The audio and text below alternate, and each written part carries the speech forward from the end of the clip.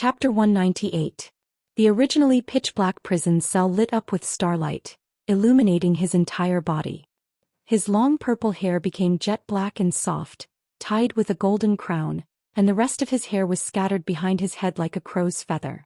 His purple vertical pupils became unfathomably deep, occasionally flashing with light, that was a proud and peerless sharpness. Wearing a dark purple robe with dark patterns, he stood tall like a jade, outstanding like an immortal.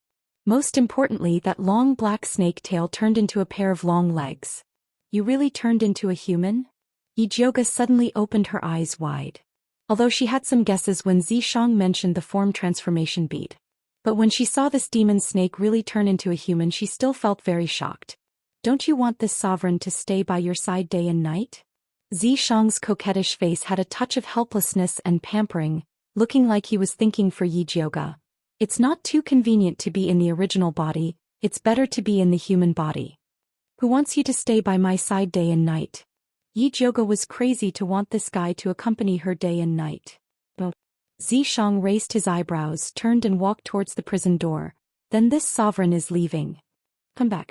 Yijioga hurriedly stretched out her hand. She was now wearing the spirit forbidden hoop. She couldn't use all her energy. If Xianxia didn't save her, she would become the meat on the crown prince and Su Juanqing's chopping board. What are you coming back for? Xianxia stood at the door and slightly turned his head, his handsome face full of ridicule, his black eyes full of interest, obviously teasing Yijioga. Come back and stay with me, accompany me day and night. Yijioga bit the bullet and finished saying this. Goosebumps kept appearing on her body. She was about to be disgusted to death by herself. Since you are so sincere, then this sovereign will be merciful and come back. Xianxia returned to Yijioga's side, bent over in front of her, smiled and said, to show my sincerity, kiss one first. Yijioga's face twitched. Why did she feel that Xianxia in human form was even more shameless? Why aren't you saying anything? Xianxia raised his eyebrows, suddenly realizing, this sovereign knows you think one kiss is too little, right? If I really can't do anything, then I'll kiss too. Damn you. Yijioga really wanted to vomit blood. To prevent Xianxia from acting shamelessly again, Yijioga braced himself and kissed Xianxia's face. Xianxia turned his head around and kissed Yijioga. Her soft lips and faint fragrance turned the entire dark cell pink. As Xianxia kissed Yijioga, he did not forget to grab the 2 rings on Yijioga's hands. His palms spat out a pale purple flame and the ring fell to the ground with a thud. The familiar spirit energy returned to Yijioga. She finally woke up from Xianxia's intoxication and pushed him away. There's still one more kiss. I still owe you. Xianxia placed her slender fingers on her red lips and winked at Yijioga. You want me to owe you the moment I come out? I might as well not have come out. Yijioga cursed inwardly as he rubbed his somewhat numb wrist. This spirit forbidden hoop was really powerful. She had only worn it for a while and her wrist was already hurting. Although Xianxia had taken human form, some of his habits hadn't changed. He hugged Yijioga and rested his chin on her forehead. After taking a sniff, he asked with some disgust, how long has it been since you washed your hair? I've been working hard outside every day, where would I have the time to wash my hair? Yijioga secretly cursed Xianxia for being unreasonable in her heart, but she still had a bright smile on her face as she said, when I rescue Master Dongfang and Li Zijuan, I'll immediately go wash my hair and make myself smell good, okay? That's more like it. Xianxia was quite satisfied with Yijioga's attitude. You see, I'm just one person and I don't have any weapons on me. If I walk out like this, I'm afraid I'll be caught immediately. I wonder if the king has any tricks? Yijioga said with a flattering smile. She came in with all her might and could only count on Xianxia. Simple. Xianxia stretched out his hand and drew a concealment talisman on Yijioga's forehead and said, just walk out like this. Those guards won't be able to see you. You have the time it takes for an incense to burn. The time it takes for an incense to burn is enough. Yijioga's eyes lit up as she realized that Xianxia had woken up just in time. However, this sovereign has to remind you that this sovereign's demonic power has been used to devour the transformation fruit. Right now, the amount of demonic power that this sovereign can use every day is limited. Just now, when I helped you remove the spirit forbidden hoop and drew this concealment talisman, I have consumed a lot of it. Now I only have a third of it left. Xianxia said. What do you mean? Yi Jioge suddenly felt that something was wrong. It means that when we fight you go first. If you can't beat this sovereign then I'll take you and escape. Xianxia's smile was very charming, like a blooming epiphyllum in the night, with a light fragrance. It was simply beautiful.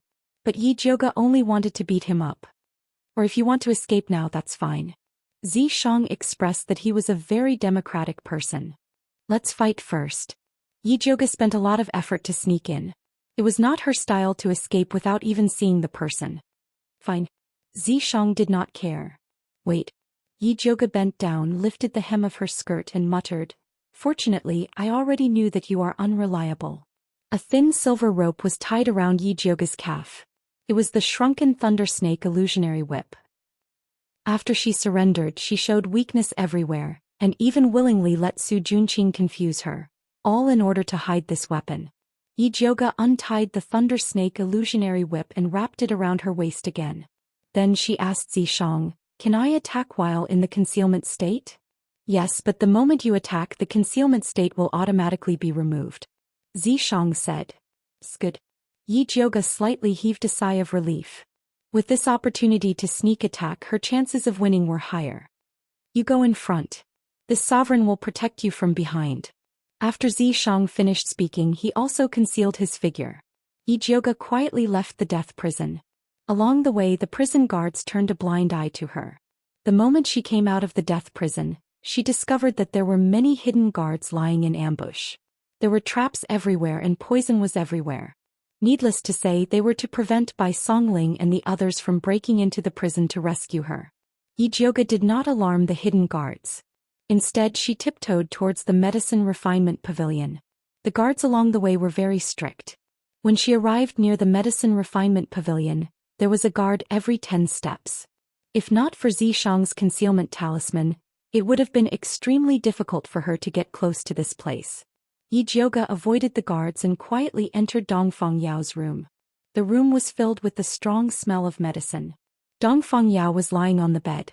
His old face was dark and his breathing was weak. Zhou Xian and Xiangyun stood by Dongfang Yao's bed and talked. Yi Jioge hid in the dark and couldn't help but frown. The concealment talisman only lasted for the time it takes for a joss stick to burn. If the two of them kept talking it would be troublesome. Chapter 199. Although Yi Jioge had never fought with Xiangyun, she knew from Lu Yunfei's words that he was a tough one. She had no confidence in a one-on-one fight, and with Zhou Xian added she would definitely lose. She had to think of a way to lure Zhou Xian away. At this moment, Xianxia's finger suddenly landed on Yi Jioge's back. She didn't know what he was drawing but it was ticklish. Yi Jioge's face darkened. At this time he was still trying to take advantage of her. Could he please look at the location? Xianxia seemed to have guessed Yi Jioge's thoughts, and knocked her head before starting to draw again. After Yi Jioge calmed down she realized that Xianxia was drawing the word, wait. Alright. Since Xianxia wants to wait then let's wait. Hopefully they can finish their conversation quickly.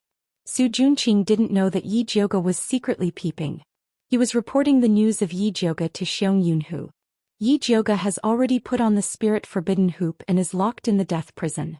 I have set up many traps in the surroundings. If Bai Songling and the rest rush over to save them, I guarantee that they won't be able to escape. I don't care what happens to Bai Songling and Wan Xiang, but those two blood-clothed Miao people and Yi Jioge must be left to me. Xiangyun said coldly. Ever since Elder Ancestor devoured the blood-clothed Miao people's tribe leader, he realized that he was tricked by that tribe leader, and many of his bloodline secrets were leaked. Elder Ancestor had sent a few people to search for the remaining members of the blood-clothed Miao people, but there were no results. If he could bring these two people back to Elder Ancestor it would be a great merit. But Lu Yunfei and Old Jiang are both dead. Can you bring so many people alone? Zhou Xian frowned and said disapprovingly, don't forget our mission is to bring Dongfang Yao back to Elder Ancestor as a primer. He spent a lot of effort to rope in Zhangping, and only then did he succeed in poisoning Dongfang Yao. This poison was made by Elder Ancestor using his own blood essence and Snow Spider King poison. There was only one portion in this world, there wouldn't be any more. You don't need to worry about this, just mind your own business. Xiangyun grabbed Zhou Xian's shirt and lifted him up fiercely. He even dared to snatch Lu Yunfei's things, let alone Su Junqing, an outer disciple. If not for the fact that this person was still useful just based on what he had said just now, he would have died without a doubt. Senior brother, please calm down. Junior brother was wrong. Su Junqing felt Xiong Yunhu's ferocious gaze and shivered in fear. Previously he thought that Lu Yunfei was the one in charge of the overall situation. It was only later that he found out that the real main force was this Xiong Yunhu. Xiong Yunhu was the eldest disciple of Forefather Bloodthirsty. He had received all the teachings of the Forefather. He was a cruel and ruthless person, and he would often kill people and bleed them to cultivate. He was a terrifying person in Bloodthirsty sect. Humph. Xiong Yunhu finally let go of Su Junqing.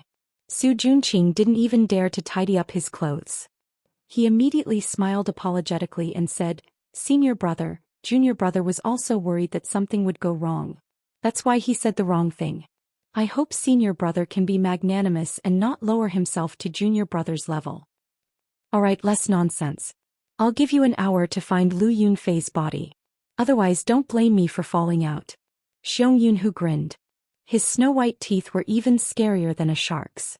Lu Yunfei was one of the top 10 experts in Bloodthirsty sect. Her body was also an excellent material for blood refinement. If he could absorb Lu Yunfei's body, his cultivation would definitely increase by another level. Unfortunately, he still had to look after Dongfang Yao, an important target. Otherwise he would go himself. Yes, Junior brother will go now. Su Junqing nodded repeatedly. He understood Xiong Yunhu's meaning very well. If he couldn't bring Lu Yunfei's body back to Xiong Yunhu, he would kill himself. Xiong Yunhu impatiently waved his hand and sat cross-legged on the floor. He took out a blood bottle from his storage bag and drank a few mouthfuls. Then he greedily looked at the unconscious Dongfang Yao. If Dongfang Yao wasn't poisoned and only the Forefather had the antidote, he really wanted to secretly drink a few mouthfuls. After all, with Dongfang Yao's cultivation, every mouthful of blood was essence. Su Junqing obediently left the room. He looked back at Xiong Yunhu's back with eyes full of hatred. If it weren't for the fact that he was too weak right now, he would definitely kill Xiong Yunhu. Once he gets the cultivation technique bestowed by the Forefather, he will definitely trample on these people. Yi Jioga had been quietly lying by the side. After Su Junqing left, she took out the lightning snake illusionary whip from her waist and dripped blood onto the snake's mouth. She silently said in her heart, Demonic power unseal. After sucking the blood, the lightning snake illusionary whip slowly opened its blood-red eyes. Compared to the previous berserk attacks, the silent lightning snake illusionary whip was much more dangerous. It was silent and undetectable, like a poisonous snake hiding in the grass, ready to deal a fatal blow at any time. Yi Jioga didn't hastily attack. She only had one chance. She had to find the right time and hit the target. Although Xiong Yunhu was cultivating, he still paid a bit of attention to the situation outside, ready to deal with any sudden incidents. Just as he was about to end his cultivation, he relaxed a little. At this moment, his heart suddenly twitched, startling him so much that he immediately opened his eyes. Every time he felt this kind of palpitation, he would encounter danger. The stronger the palpitation, the heavier the danger. In his early years, when he hadn't finished cultivating the blood sea technique, he often had this feeling. But ever since he killed the obstacle in front of him and became the eldest disciple of the bloodthirsty ancestor, he didn't have palpitation anymore. Xiong Yunhu didn't dare to underestimate his intuition for danger, so he immediately raised his guard. Suddenly, a wave of extremely terrifying spirit energy exploded from behind him, accompanied by a faint demonic aura. It covered the sky and drowned him. Xiong Yunhu immediately activated the red protective light and dashed to the side. But the attack was too fast and too close. He didn't have a chance to dodge. The red protective light just rose up and was smashed. Xiong Yunhu felt like a sharp blade had stabbed into his back. The huge force shook his internal organs, causing his blood energy to surge. His body flew up involuntarily, creating a big hole in the wall. After Yi Jioga attacked, the hidden aura was automatically removed. Although that attack had used up most of her spirit energy, she still didn't dare to relax. The lightning snake illusionary whip rose again, turning into a purple lightning snake that lashed at Xiong Yunhu. Boom. This time, it hit a thick cloud of blood mist. Xiong Yunhu stood up from the wall in a sorry state. His shirt was destroyed by the attack just now, revealing his body covered in blood. Especially his back, there was a huge scorched black scar. It was so deep that bones could be seen, and it was extremely hideous. It covered more than half of his back, and even his internal organs could be vaguely seen. Yijoga, why is it you? Aren't you wearing the spirit forbidden hoop? Xiong Yunhu never thought that Yijoga would sneak attack him from behind. Yijoga saw that Xiong Yunhu had already activated his defense, so it was impossible for him to sneak attack again. She said to provoke him, "You can't even guess why I'm here. You deserve to be killed." Chapter 200. It's Su Junqing, right? That bastard dared to trick me. Xiong Yunhu's face twisted. Now that Dongfang Yao had fallen and Lu Yunfei was dead, Su Junqing only needed to kill him to take all the credit. If he knew this would happen, he would have killed that bastard first. Yijoga raised her eyebrows. She didn't expect Xiong Yunhu to think of Su Junqing, but it was better if they fought each other. Thus she laughed mockingly and continued acting, "Since you already know the truth, don't think of going back alive. You think you can kill me with this?" Xiong Yunhu roared fiercely. "I've already destroyed your organs. You're just an arrow at the end of its flight. Just obediently accept your death and I'll leave your corpse intact." Yijoga's attitude was arrogant, but she was actually terrified. The lightning snake illusionary whip's attack just now was no joke. If it was someone else, they would have been blasted into pieces. She didn't expect Xiong Yunhu to still be able to talk to her so energetically. "I want to see who dies first." Xiong Yunhu sneered and took out a blood pearl from his storage bag and swallowed it. Yijoga felt something was wrong and couldn't help but take a few steps back. After Xiong Yunhu ate the blood pearl, a strange red light spread out from his body. The wounds on his body and the hideous wound on his back immediately recovered. His aura exploded and blood mist shrouded his body. The smell of blood was so thick that it made people want to vomit. He was like a monster that crawled out of a pool of blood. "You're not his match. Let's go." Zishang grabbed Yijoga's hand and prepared to escape. "Wait." Yijoga looked at Xiong Yunhu, who was covered in blood, and had an idea. She raised her lightning snake illusionary whip and attacked Xiong Yunhu again. The purple lightning snake landed on Xiong Yunhu's head. He revealed a terrifying smile and his bloody hands pinched the purple lightning snake like he was pinching a bug. He pulled hard and the purple lightning dissipated. Yijoga's face instantly paled. The Xiong Yunhu was too terrifying. After using the blood pearl, he had already reached the realm of a spirit master. "Go die." After Xiong Yunhu crushed Yijoga's purple lightning snake, he grinned fiendishly and stretched out his hand. The bloody mist condensed into two bloody hands that covered her head. Yijoga wanted to escape, but he discovered that Xiong Yunhu's blood mist had locked onto him, and he was unable to move. At the critical moment, Zishang grabbed Yijoga's waist and quickly retreated. They broke through the wall and left the room. Xiong Yunhu was stunned. He never expected that someone would rescue Yijoga right under his nose. He was already on the verge of exploding and now he was even more enraged. With a roar he gave chase. Yijoga jumped onto the highest floor of the alchemy pavilion and shouted with all his might, "The evil cultivator Xiong Yunhu is plotting to kill Master Dongfang. Quickly protect him." It was midnight and the whole city was under martial law. Everything was quiet. Yijoga's voice exploded like a clap of thunder, resounding through the clouds. Not only was the entire alchemy pavilion alarmed, even the commoners in the city couldn't help but come out to see what was going on.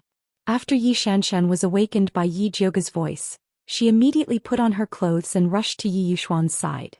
She asked in bewilderment, "Father, didn't you say that big sister was locked in the dungeon with the spirit forbidden hoop? How did she escape?" "Who knows how she escaped? Go find the crown prince, I'll go take a look." Yiyuxuan's expression was extremely ugly. He had a premonition that something bad must have happened. "Father, you must be careful," Xianxia worriedly warned. "Go quickly." After Yiyuxuan finished speaking, he swung his sleeves and left. Xianxia immediately went to the Rising Heaven Pavilion to find the crown prince. Just as she entered the courtyard, she heard his angry voice. "Where did Su Junqing go?" "Your Highness, this subordinate brought people to search the entire alchemy pavilion, but we couldn't find young Master Su. The guards also said that they didn't see him leave." The guard leader reported in fear and trepidation. Continue searching for him for me." The The crown prince's face was ashen. He wanted nothing more than to tear Su Juanqing's corpse into 1,000 pieces. Xianxia leaned against the door and advised from afar, "Your Highness, please calm down. Don't get angry and harm your body." Did you release Yijioga? The crown prince's nostrils spewed hot air as he uncontrollably grabbed Xianxia and roared. "Your Highness, our Yi mansion has already severed all ties with Yijioga. How could we release her? My father has already gone to the alchemy pavilion to capture her. Before he left, he specifically told me to find your Highness for help." Xianxia was so scared that her entire body was trembling as she quickly explained. The crown prince's chest violently heaved a few times. Finally, he suppressed his anger and roared, "Someone, go to the alchemy pavilion." Outside the alchemy pavilion, Yi Xuan and Gong Honglei bumped into each other. "Grandmaster Yi, this Yijioga couldn't have been released by you, right?" Gong Honglei said half-jokingly and half-seriously. He didn't know that Yi Xuan and Yijioga's relationship was bad, so he used a normal father-daughter relationship to measure it.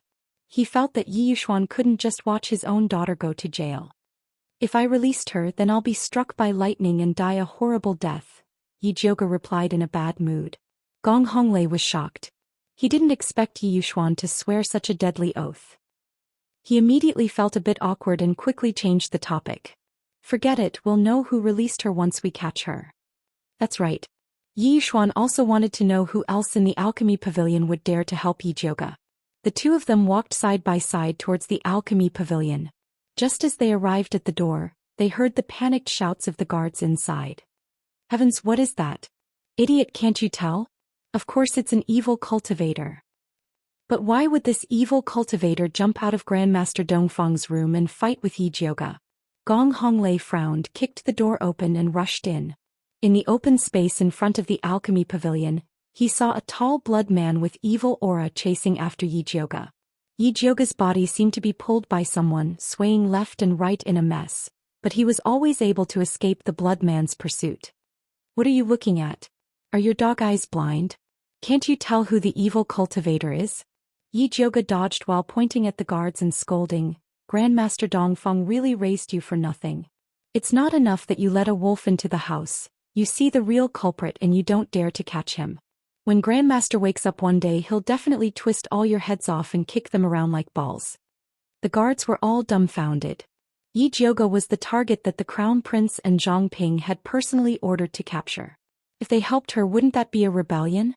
But that blood man was really too strange. "What are you still standing there for? Capture that blood man and Yijioga for me," Gong Honglei shouted.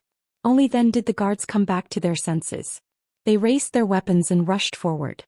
However, they all rushed towards Yijioga. That blood man was too scary. He could shatter a large rock with one palm. Going against him was simply courting death. Yijioga was so angry that he almost vomited blood. These guards were simply stirring shit.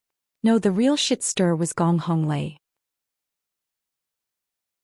Chapter 201. Yijioga once again dodged Xiong Yunhu and the guards' attacks. He turned his head and cursed at Gong Honglei. "Gong Honglei, you blind dog. How dare you say you're from the Spiritualist Alliance? I think you're more like someone from the Bloodthirsty sect. If your younger sister knew about this, she would definitely regret having a blind older brother." "Shut up, all of you, step down," Gong Honglei roared, ordering the guards who were causing trouble to step down. Although he was certain that Yijioga was his sister's murderer, the scene in front of him made the bloody man look like a heretic cultivator. Yijioga knew that even if he escaped, he could catch him again. However, he had to take down this bloody man immediately. Gong Honglei instantly made his decision. He pulled out the 6-yang sword on his back and infused spirit energy into it. Golden spirit energy pierced through the sword, giving off a piercing light that seemed to cut through the air and pierce towards the bloody man. Xiong Yunhu didn't care about Gong Honglei's sword gleam and sent out a blood mist to block it. He didn't expect the golden sword gleam to be so tyrannical.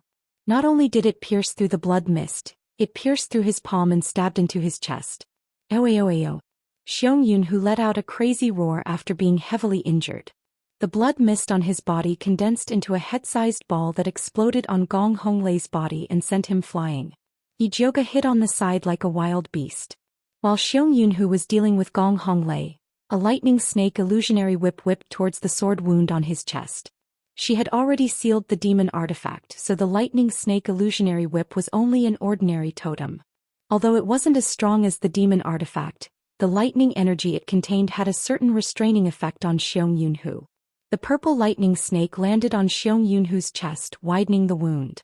Xiong Yunhu had been chasing Yi Jioge for a long time and was about to go crazy. Now that he was heavily injured again, he immediately roared in anger. He took out a blood bead from his storage bag and swallowed it. "Not good, quickly kill him or you won't be able to escape," Yi Jioge shouted. One blood bead was enough for Xiong Yunhu to reach Spirit Master level. Now that he swallowed another one, it would be even more dangerous. Yi Xuan had been watching the battle from the side. When he heard this, he frowned and silently walked towards the door. He had only come here to take care of the evil girl Yi Jioge. He did not want to get involved in this mess. Most importantly, he instinctively felt that the bloody man was very dangerous. He was no match for him, so it was better for him to escape first. At this moment, Xiong Yunhu, who had swallowed the 2 blood pearls, had undergone a shocking transformation. His muscles suddenly swelled up and his entire body swelled up. The skin and flesh on his body ruptured and blood spurted out. The blood did not flow along his muscles to the ground. Instead, it fused into his protective blood mist. The blood mist spread wildly, instantly enveloping the entire alchemy pavilion. Yi Xuan was startled. He immediately activated his defensive spirit light and rushed toward the door, but he was bounced back by a ray of blood-red light. "No one wants to leave here today." Xiong Yunhu's round eyes were bloodshot, and a terrifying light flashed in his pupils. His voice was hoarse like a crazed beast, filled with a bloodthirsty and violent aura. Countless small blood-colored bells condensed in the blood mist and flew to Xiong Yunhu's body, looking very funny.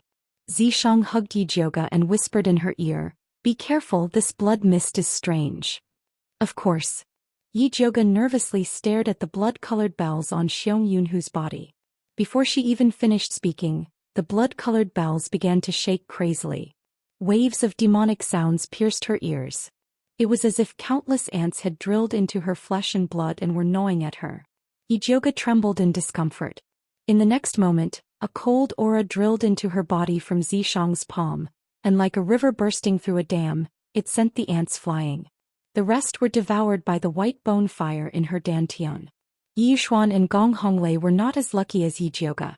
They could only tremble and cover their ears, desperately resisting the demonic sound. It was fine for the 2 of them with high cultivation, but the guards who were only elementary spiritualists were in trouble. They let out shrill screams and exploded on the spot. "Ha!" Xiong Yunhu laughed crazily. He opened his mouth and sucked in the flesh and blood of the guards. He even licked his lips with relish. Yi Jioge looked at Xiong Yunhu's blood-red tongue, and goosebumps rose all over her body. Compared to Xiong Yunhu's move, Lu Yunfei's blood bells were like heavenly music. "Grandmaster Yi Jioge, we must work together to take down this evil cultivator today. Otherwise, I'm afraid our lives will be in danger." Gong Honglei calmed his surging blood and looked at Xiong Yunhu vigilantly. "Yi, didn't you say that I'm the leader of the evil cultivators and wanted to arrest me and execute me on the spot? Why do you want to cooperate with me now?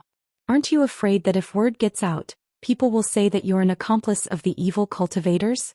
Yi Jioge sneered and mocked without holding back. "Yi Jioge, don't be too proud.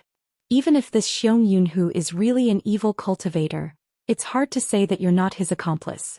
Maybe you're not even dividing the spoils and are trying to take advantage of him." Gong Honglei scolded. "According to what you said, I shouldn't help you even more." Yi Jioge was really angered by Gong Honglei's words. "If you don't want to help, then don't." Gong Honglei angrily raised his sword and flew towards Xiong Yunhu. He was able to join the Spiritualist Alliance not only because of the Gong family's background, but also because of his talent in swordsmanship. He was already a level 2 sword master and had a certain level of mastery in the Gung metal sword technique. Under the same cultivation level, sword cultivators were the strongest, which was why he had such a fiery temper. "I'll help you." After Yi Yuxuan was unable to break through the blood mist several times, he had already understood the situation. If they didn't kill this evil cultivator, they wouldn't be able to leave this place. He decisively took out a palm-sized fire gourd, which contained the flames he had collected over the years. Although it couldn't compare to the spiritual fire of heaven and earth, it was still very magical. If it wasn't for the fact that the situation was critical, he wouldn't have taken it out. Yi Yuxuan injected spirit power into the fire gourd, and a greenish-red flame shot out, stabbing towards Xiong Yunhu along with Gong Honglei's sword light. The golden sword light with the greenish-red flame broke through the thick blood mist and rushed forward with an unstoppable momentum. Seeing this, Yi Jioge hurriedly controlled the Thunder Snake illusionary whip to follow behind them. "It's useless, save some spirit power," Zishang said lazily. In such a tense situation he was like an outsider, covering his mouth and yawning from time to time. "If you don't want to help, then forget it. Don't pour cold water on me," Yi Jioge scolded. Not only was Zishang not angry, he even said lewdly, Fine, you can speak if you have big breasts." Chapter 202. Sarcasm. This was blatant sarcasm. Although Yi Jioge had started to develop recently, she was still far from having big breasts. If not for the situation being dire, Yi Jioge really wanted to beat Zishang to death. Unfortunately, she was no match for him. In her anger, Yi Jioge turned her humiliation into strength and whipped a purple lightning snake at Xiong Yunhu. "Insignificant tricks, you dare to be impudent." Xiong Yunhu waved her hands and dispersed Yi Jioge's purple lightning snake. Yi Jioge's whip was just to make up the numbers. What was truly effective were Yi Yuxuan's flames and Gong Honglei's sword rays. Unexpectedly, the blood mist on Xiong Yunhu's body surged out and extinguished Yi Yuxuan's azure flames like a flood. Yi Yuxuan's face paled and he took 2 steps back. Although he had held back in his attack just now, he was still extremely shocked that he had been defeated so easily. Fortunately, Gong Honglei's 6-yang sword was still flying. Xiong Yunhu stretched out his blood-red hand towards the 6-yang sword. The golden sword ray twisted like a fish and nimbly dodged Xiong Yunhu's hand. Yi Jioge's eyes lit up when she saw Gong Honglei's sword ray break through the defense. "Go!" Gong Honglei shouted and controlled the 6-yang sword to stab at Xiong Yunhu's eyes. Unexpectedly, Xiong Yunhu suddenly opened his mouth and bit the 6-yang sword. There was a cracking sound. The sound of the sword breaking could be heard. Xiong Yunhu actually bit Gong Honglei's 6-yang sword into pieces. The 6-yang sword was connected to Gong Honglei's aura, so the sword's destruction also damaged his vitality. His face was pale as he staggered back a few steps and spat out a mouthful of blood. I want to taste what a sword cultivator tastes like." Xiong Yunhu chewed the 6-yang sword and spat it to the side. The large palm flew towards Gong Honglei. Gong Honglei took out a stack of talismans and threw them at the large palm. Boom, boom, boom, boom. Unfortunately to Xiong Yunhu, the damage from these low-level talismans was less than that of a mosquito. Seeing the large palm approaching, Gong Honglei couldn't help but widen his eyes as despair filled his heart. Yi Yuxuan saw that the situation was bad and hurriedly controlled the fire gourd to shoot out several azure flames to block Xiong Yunhu. He knew very well that if Gong Honglei died, he would be next. A mere alchemist dares to stop me? Die. The bloody mist around Xiong Yunhu's body surged again, and he extinguished Yi Yuxuan's flames with a single palm strike. Cracks immediately appeared on Yi Yuxuan's fire gourd, causing him to almost vomit blood in pain. Gong Honglei was about to fall into Xiong Yunhu's hands. At the critical moment, a soft whip wrapped around Gong Honglei's waist and pulled him to the side. Gong Honglei's body slammed into a tree and slumped down weakly. Fallen leaves covered his head and face. He was sure that Yi Jioge did it on purpose. However, even if brother Yi Jio had done it on purpose, he wouldn't dare criticize him. With his previous bad attitude towards Yi Jioge saving his life was already merciful. If he wanted her to treat him gently, then he must be daydreaming. "Jioge, let's talk about our past grudges when we get out of here. If you have a way to deal with this evil cultivator, hurry up and say it." At this critical moment, Yi Yuxuan didn't dare to sell his father's dignity and pleaded. "If I had a way, I wouldn't be trapped here," Yi Jioge replied snappily. Although she didn't have a way, she knew that Zishang definitely had a way. The situation was critical, so she could only plead with Zishang in a low voice. "Please help me one more time." If she let Xiong Yunhu escape, not only would there be endless trouble in the future, but she would also not be able to clear her name. "I said that I only have a third of my demon power left," Zishang said coldly. Yi Jioge bit her lower lip. This Xiong Yunhu was extremely dangerous after swallowing the blood beads, so she didn't dare ask Zhishang to take the risk for her. If she couldn't do it, then she could only escape first. If she left now, she could still get help and have a chance to save Master Dongfeng. As for Yi Yuxuan and Gong Honglei, they could only blame their bad luck for not trusting her. Yijioga made up her mind. Just as she was about to ask Zhishang to take her away, she heard him say, "Although I only have a third of my demon power left, if you agree to one of my conditions, I will have a chance to recover all my demon power." What condition? Yijioga's spirit was lifted. She knew that Zhishang wouldn't be so useless. "I heard that a woman's primordial yin is a great tonic." As Zhishang spoke, his pair of peach blossom eyes floated towards Yijioga. His meaning was self-evident. Yijioga was speechless. In the end, this demon snake was still thinking about her body. She wasn't afraid of thieves stealing, but she was afraid of thieves remembering. Forget it, since she couldn't keep it, it was better to give it away earlier. Yijioga clenched her teeth and said decisively, "Fine, I'll give you my primordial yin." So straightforward. Zhishang raised his eyebrows in surprise. He had flirted with her so many times, but this little girl refused to comply even if he beat her to death. "But I have a condition. I have to wait until I'm 18. Yijioga saw Zhishang frown and added, "I'll be 18 in a month. It won't be hard to wait, right?" "Okay, I promise you." A month was indeed not hard to wait. In any case, Zhishang didn't want to eat her immediately. "Also, you have to tell me in advance before sleeping. I can't suddenly fall down." Yijioga said very seriously, "The first time I have to make some preparations." This time Zhishang was a bit speechless. Shouldn't an ordinary girl blush when talking about this? How could Yijioga casually talk about sleeping? He was really too unreserved. However, he liked Yijioga's unreserved taste. "What, you still want to use force?" Yijioga frowned. If Zhishang had such a perverted hobby, then she would definitely not accompany him. "If I don't use force, how can I do it?" Zhishang couldn't help but laugh. Those peach blossom eyes floated around, almost drilling into Yijioga's heart. "Rogue." Yijioga rolled her eyes. She was sure that Zhishang was just teasing her. Forget it, there was still a month. Let's talk about this bed problem later. Just when Yijioga and Zhishang seemed to be talking about conditions, they were actually flirting. Yi Yuxuan had already been beaten to the point of pissing his pants by Xiong Yunhu. He cried for his parents and said, "Joga, are you listening to me?" "No." Yijioga coldly replied. She had no feelings for this scumbag father. "You." Yi Yuxuan almost blurted out the words "sinful girl."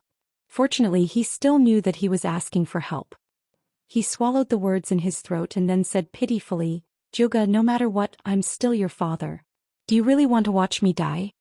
With that, he hurriedly rolled and dodged Xiong Yunhu's attack. Chapter 203. Before Yijioga could reply to Yi Yuxuan, Xiong Yunhu had already started laughing out loud. "Yi Yuxuan, oh Yi Yuxuan, it's hard for you to claim to be a pill Dao master. Your skin is actually so thick. Previously, you were shouting and shouting at the city gate, calling her a sinful girl. Now you're actually asking her to save your life. He could have killed Yi Yuxuan a long time ago. Right now he was just teasing him to vent his anger." "Hey, the Xiong Yunhu spoke too well. I don't even have the heart to kill him." Yijioga sighed regretfully. Xiong Yunhu laughed arrogantly and said, "Yi Yuxuan, don't worry. I will definitely bring your evil daughter back to our ancestor to love her." Yijioga immediately changed her mind. Forget it, the weather is cold, let him die. She hated those scumbags who kept saying that women were playthings. "Let's wait a little longer," Zhishang said calmly. "What are you waiting for?" Yijioga didn't understand. There is a time limit for his blood beads. "It won't be too late to kill him after he's done playing with him," Zhishang said coolly. "I can wait, but you must protect Yi Yuxuan and Gong Honglei's lives. That way my contribution will be doubled," Yijioga added. "Otherwise, if the people of Alchemy City rushed in and saw a pile of corpses, they would blame her again." "Sure," Zhishang said indifferently. In his eyes, Yi Yuxuan and Gong Honglei were just two ants. Since Xiaojioga said he would stay, then he would. "I've played enough. Die." Xiong Yunhu naturally knew that his blood transformation time was limited. However, he felt that the overall situation was under his control and that no one in Alchemy City was his opponent. This was why he was in the mood to tease Yi Yuxuan and Gong Honglei.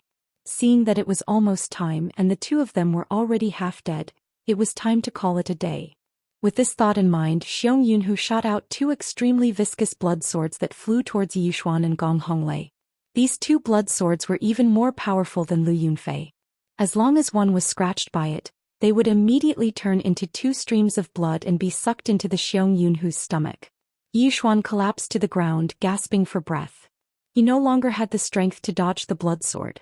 Gong Honglei barely raised his arm, but unfortunately, that bit of spirit force couldn't stop the blood sword at all. Quick, save him. Yi Jioga anxiously pulled Zishang's sleeve and said, if they die then don't blame me for breaking the contract. What's the hurry? Zishang rolled his eyes at Yi Jioga. He lazily raised his hand and opened and closed his jade-white palm. An incomparably powerful aura shot out from his palm. Two whooshing sounds were heard. Yi Xuan and Gong Honglei's bodies were like marionettes, flying diagonally backwards. Two blood-red swords pierced through the place where they had just been, creating two large holes. Yi Xuan's eyes lit up. He knew that Yi Jioga had saved him. Just as he was about to speak, the world suddenly spun around him, and one of his nostrils seemed to be pierced by something. He took a closer look and found that Gong Honglei's finger was stuck in his nostril, and his smelly foot was right next to Gong Honglei's mouth. The vines wrapped around them tightly and hung them upside down. Such a difficult pose was definitely done by someone with malicious intent.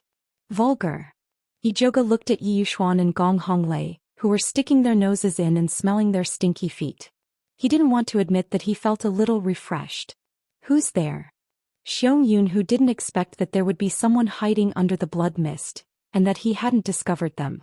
At this moment he remembered that when he was chasing after Yi Jioga, she was also saved by a mysterious person.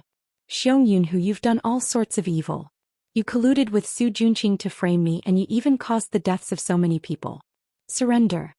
Yi Jioga shouted arrogantly. You think you can make me surrender? Xiong Yunhu looked berserk on the surface, but his palm moved slightly in secret. An extremely viscous blood mist turned into a poisonous snake, and under the cover of the blood mist, it silently flew towards Yi Jioga. Bang! The blood snake exploded on the spot before it could even get close to Yi Jioga. Xiong Yunhu's heart palpitated again. This time, it was as if a large hand was tightly squeezing his heart. He had never felt like this before. It was the despair of dying. He instantly knew that the mysterious person behind Yi Jioga was not someone he could deal with. He immediately roared, and the blood mist around his body turned into countless sharp swords that shot towards Yi Jioga like a torrential storm. This was his final trump card, the myriad blood arrow. He usually used it to kill his enemies, but this time he used it to escape. Xiong Yunhu didn't even dare to look at the result of using this move. He turned around and rushed towards Dongfang Yao's room. Although it was a pity that he couldn't bring Yi Jioga and the two blood-clothed Miao people back, as long as he brought Dongfang Yao back, he would have completed his mission. He believed that the ancestor wouldn't blame him. Xiong Yunhu's plan was very clear, but before he could fly into Dongfang Yao's room, a strange and powerful force attacked him from behind. He suddenly turned around to meet it with his palm, but it was as if he had hit the air. Be obedient, don't make this sovereign waste his demon power. An ethereal and pleasant voice rang out. Following this, a beautiful and seductive face appeared in the air. Black hair like ink, red lips like blood, and a demonic smile. Especially those pitch-black eyes, which were shrouded in a mysterious light. Those pupils gradually shrank, turning into purple vertical pupils. Countless tiny pupils spun around in his eyes, like a kaleidoscope, dazzling and enchanting. Xiong Yunhu was attracted by those bewitching purple pupils and he couldn't help but say, okay. Good child. Zishang smiled slightly and his black fingernails grew and suddenly slashed across Xiong Yunhu's neck. With a plop, Xiong Yunhu's head rolled down from his neck. Fresh blood spurted out, dyeing the entire door red and forming a river. Zishang stood in this blood and looked back at Yi Jioga with a smile. His beautiful jade-like face was still stained with a drop of Xiong Yunhu's blood.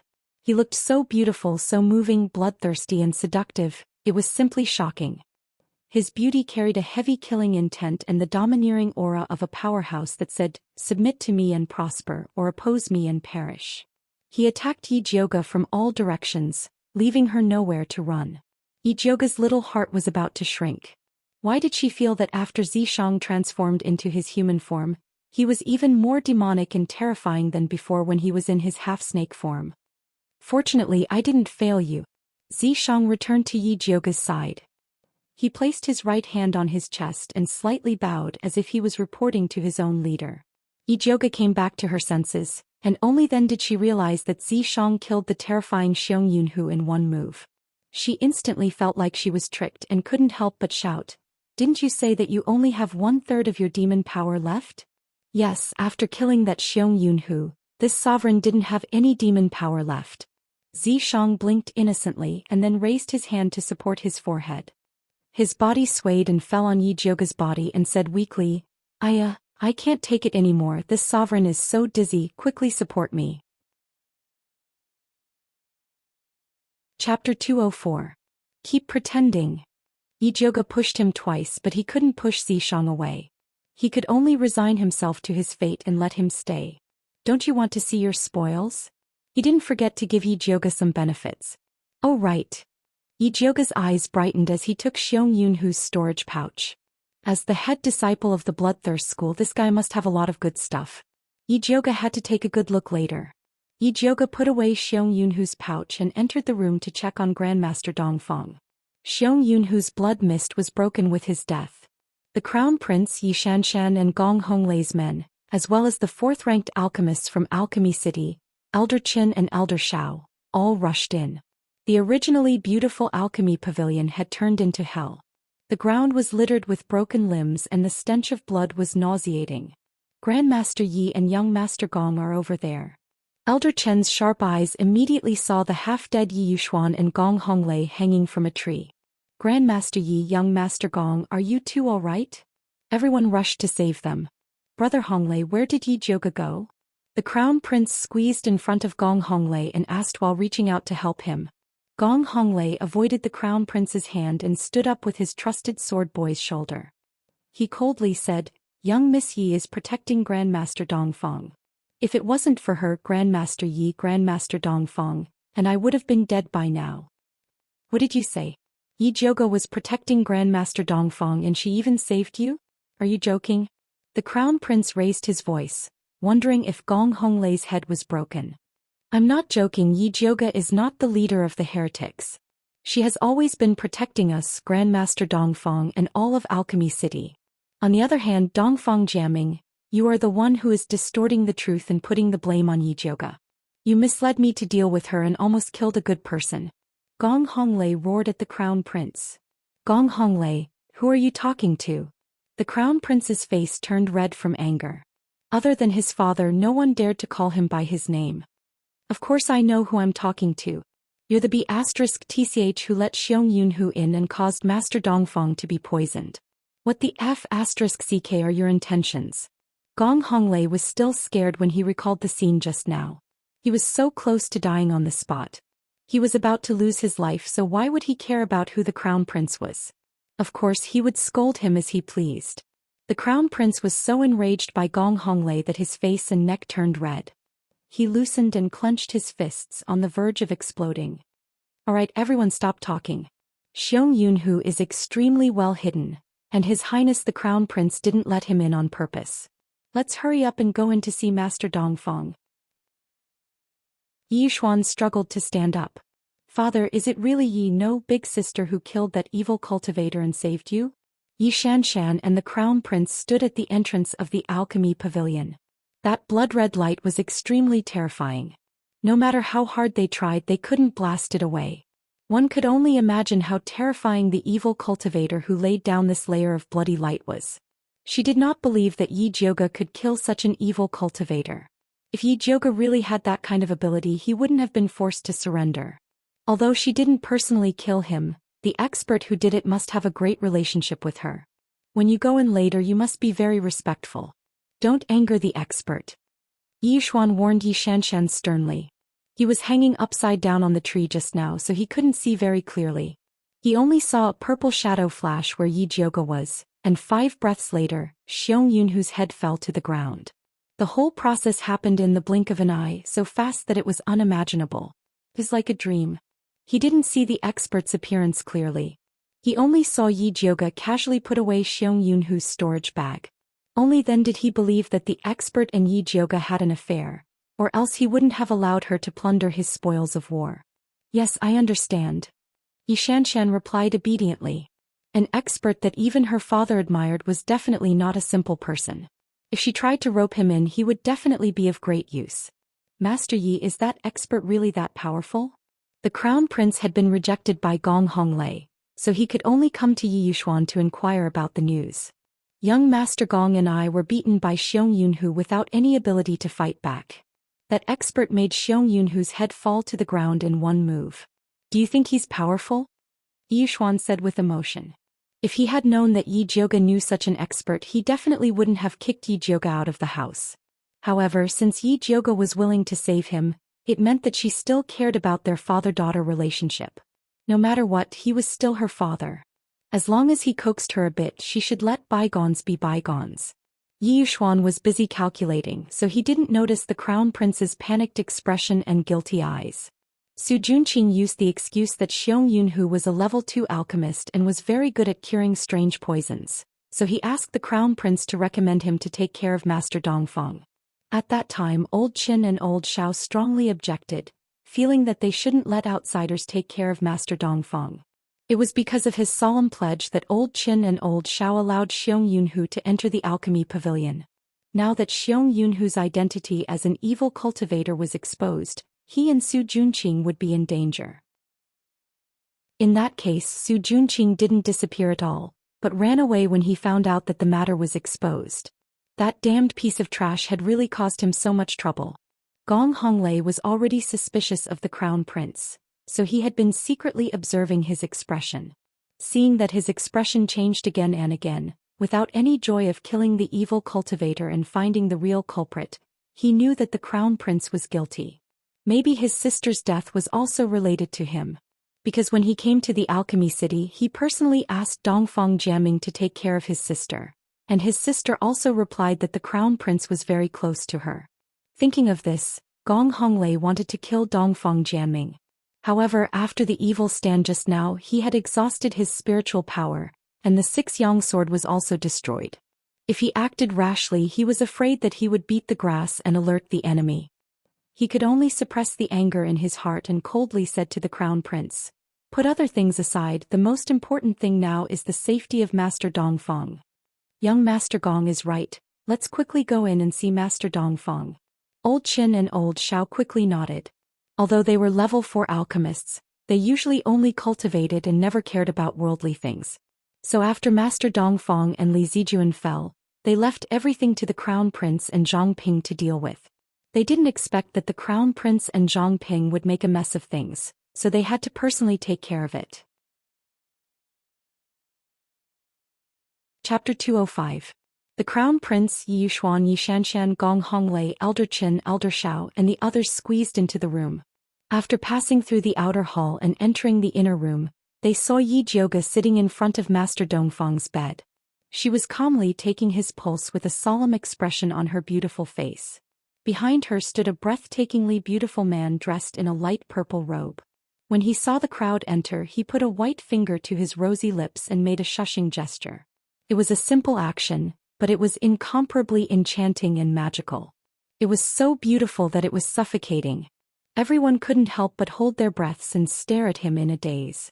Yi Xianxian stood dumbfounded on the spot. She didn't expect there to be such a seductive man in the world. Although the crown prince was considered a dragon among men and was extraordinarily handsome, compared to the man in front of her, the difference was like the clouds and mud. Yi Xianxian felt her heart pounding.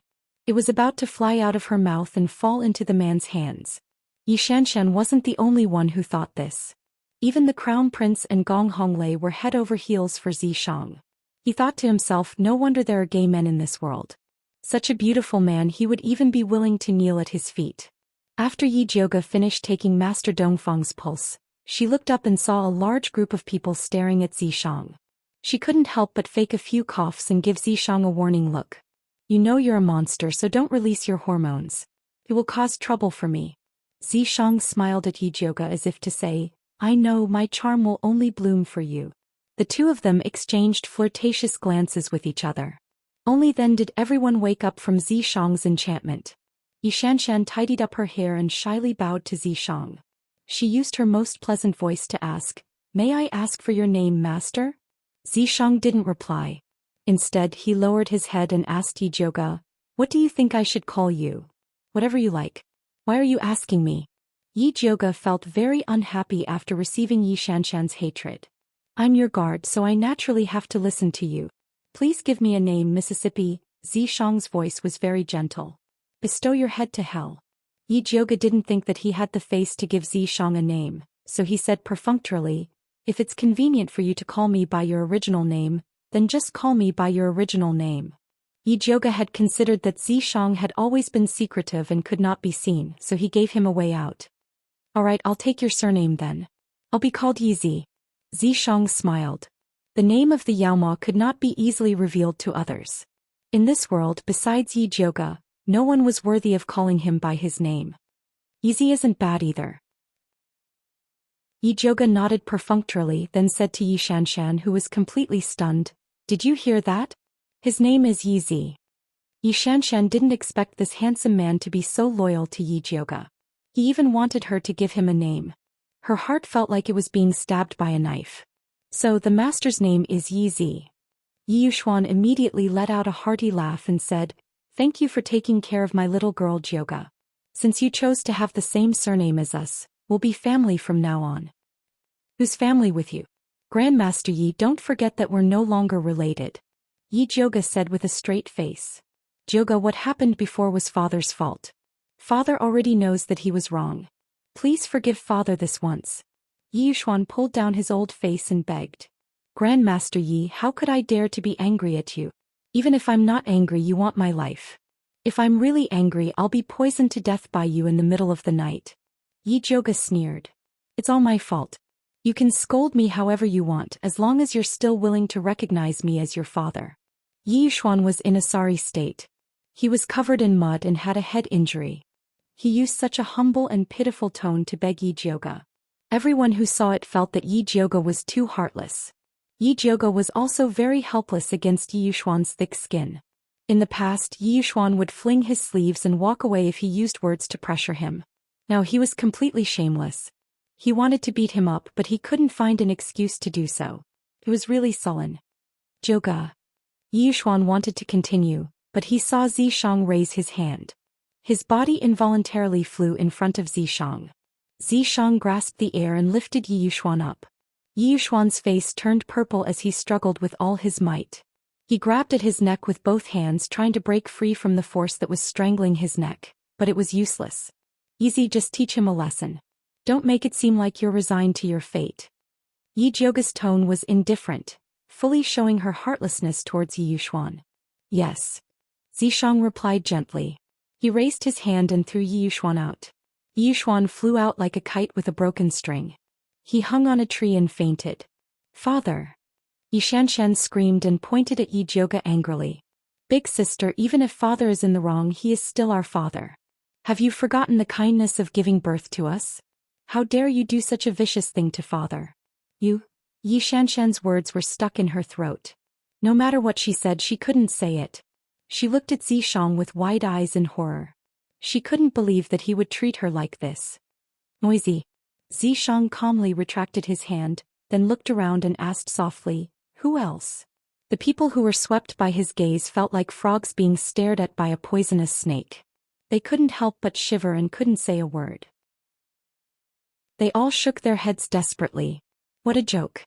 This was the person who killed Xiong Yunhu in one move. Moreover, he didn't even give face to Yijioga's father, Yiyuxuan. Who would dare to be impudent in front of him? "Alright, stop scaring people. You're tired. Go and rest." Yijioga patted Zishang's arm in satisfaction. It wouldn't be good if he acted too much and caused public anger. "Yes."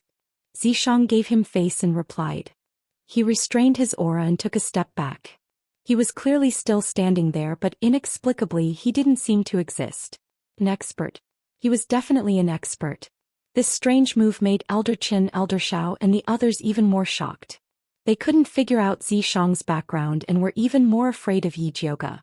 "Woo-woo." Xianxia, who had been forgotten by everyone, pointed at Yi Jioge and then at her throat, asking Yi Jioge to save her.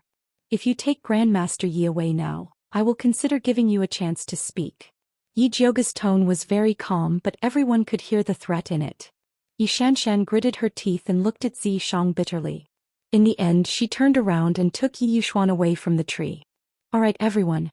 Let's talk about Grandmaster Dongfang now. Yi Jioge smiled faintly and turned everyone's attention back to him. Chapter 206. Yes, miss, how is Master Dongfang's injury? Elder Qin and Elder Xiao asked. Master Dongfang has been poisoned by a rare poison.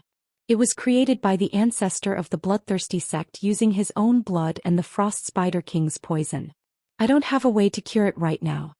Yi Jioge added, the Frost Spider King's poison is unique to the bloodthirsty sect. Dongfang Ke was poisoned by that very same poison. Everyone was in an uproar when they heard this. Miss Yi, since you can recognize this poison, you must have a way to cure it. As long as you tell us, you can name any condition you want. Elder Qin said anxiously. That's right, young Miss Yi. Grandmaster Dongfang is not only our Alchemy City's city lord, he is also the only 6th-ranked alchemist in our Thunder Country. If anything were to happen to him, our Thunder Country would be shaken. Elder Xiao pleaded with a bitter expression. If Master Dongfang died, Alchemy City would be gone as well. Although I can't cure Master Dongfang's poison, I can help him alleviate it. Yi Jioge said slowly. Please speak, Miss Yi. Elder Qin and Elder Zhao's eyes lit up. But the cure isn't with me, it's with my companions. You guys were so loud last night that they probably won't dare come. It was impossible for Yi Jioge not to hold a grudge after being forced into such a state by his idiotic companions. Miss Yi, we were instigated by scoundrels to blame good people. Please be magnanimous and forgive us. Yes, miss, we're willing to apologize. Miss, Master Dongfang never doubted you. Everyone apologized at the same time. There's no point in begging me. I don't have the cure. Yi Jioge stood up. His clear eyes swept across the crowd and he said coldly, you guys think of a way to invite my companions back. I'll give Master Dongfang the medicine whenever they return. Yi Jioge, how dare you joke around with my uncle's life? Aren't you afraid that he'll blame you later? The Crown Prince said angrily. Worry about yourself. Yi Jioge looked at the Crown Prince as if he was looking at a dead man. You. The Crown Prince wanted to scold him again, but he was stopped by Elder Qin. This is our fault, so we should apologize. Don't worry, eldest Mississippi. We will ask your companions to come back and save Master Dongfang with the most sincere attitude. I'll send someone to post an imperial notice right now to announce the contributions of the young miss and her companion to Alchemy City. That's right, we'll pull up a banner and apologize to the city gate. As long as they forgive us, we'll let them hit us as they please. How can we just talk and not act? I think we should just carry a thorn and ask for punishment. Yes, please accept my humble apology. Elder Qin and Elder Xiao nodded. Offering a humble apology is a good idea, but it depends on who is doing it. Yi Jioge's gaze fell upon the Crown Prince. His meaning was obvious. Audacious. I am the Crown Prince of the Thunder Country. Who dares to ask for my humble apologies? The Crown Prince bellowed out. Your Royal Highness, why are you still putting on airs at a time like this? He didn't think that Elder Qin and Elder Xiao wouldn't be afraid of him at all. On the contrary, they raised their necks and shouted, if you didn't lead the wolf into the house, Master Dongfang wouldn't have been harmed by a heretic. Let me tell you, asking for a humble apology is a light punishment. If anything happens to Master Dongfang, just wait to see his Imperial Majesty with your head. The Crown Prince was trembling with anger, but he knew that Elder Qin and Elder Xiao were telling the truth. His father had many sons. If he were to die, another would be the Crown Prince. However, his uncle was the only 6th-ranked alchemist in the entire Thunder Country. If he were to die, there would be nothing left. Fine, for the sake of saving my uncle, I am willing to offer my humble apology. The Crown Prince was a flexible person, so he immediately lowered his head. Elder Qin and Elder Zhao's expressions softened as they praised. That's right. When Master Dongfang wakes up, we will tell you everything we did for him. Thank you. The Crown Prince cupped his hands. He suddenly felt that offering a humble apology wasn't a bad idea. At the very least, it gave him a chance to redeem himself. There's no time to lose. Everyone please go ahead. Yi Jioge was determined to follow them. Elder Qin, Elder Shao and the others were extremely fast. The imperial board, banners and vines were quickly prepared. The imperial board was plastered all over the streets and alleys of Alchemy City. There were even soldiers sent to patrol the streets. Everyone, including the crown prince, tied the vines around their necks and carried the banners towards the city gate. Outside of Alchemy City on a small hill, Bai Songling stared at the city gate. His mind was constantly thinking about how to sneak in and save the young miss. Why don't I go in and take a look? Yi Yu moved closer to him. Forget it. Your injuries haven't healed yet. There's no point in going in. Don't go in again. Plus, Xiang still needs your care. Bai Songling shook his head. He wasn't familiar with Luo Tian and Junichen, so he was too embarrassed to ask them to take care of him. The treasure-seeking scorpion waved its pincers, wanting to volunteer to go in and take a look. Unfortunately, there was no one here who could understand its beast language, so it was useless even though it was a hero. Look, there's movement at the top of the wall. Luo Tian stood up and focused his attention on the wall. It looks like a banner. Bai Songling saw it and nervously said, "Don't tell me they want to threaten us again." But Luo Tian's eyesight was good enough to see the words on the banner. He read it out loud. Young Miss Yi and her companions are the benefactors of Alchemy City. We wrongly accused good people and deserve to die 10,000 times over. We are here to offer our humble apologies. Oh, there really are people carrying vines. Isn't that Elder Qin and Elder Shao, fourth-rank alchemists from Alchemy City?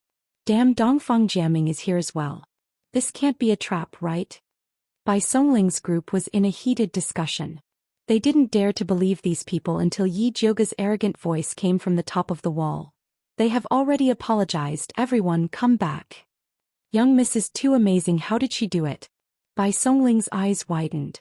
Last night, they were forced into a miserable state by the Crown Prince and Alchemy City's people. Today they came to offer their humble apologies.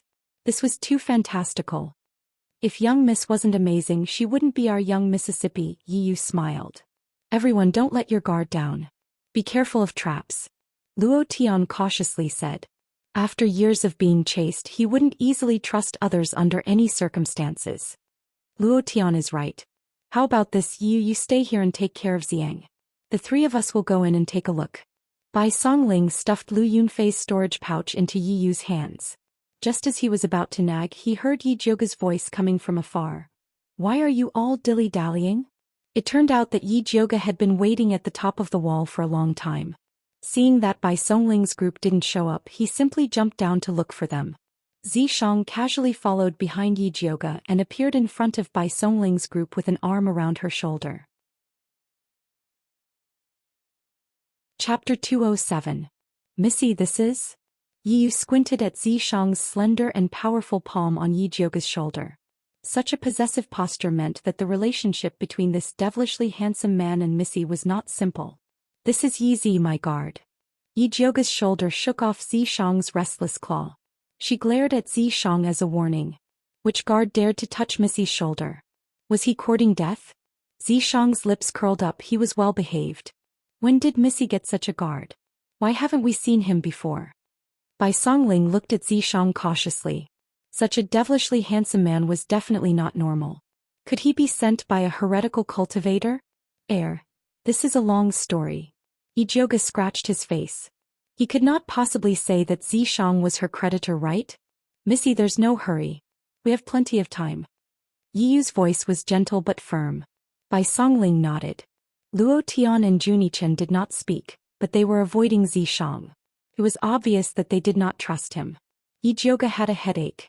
Looking at Bai Songling's attitude, it would be hard to pass without an explanation.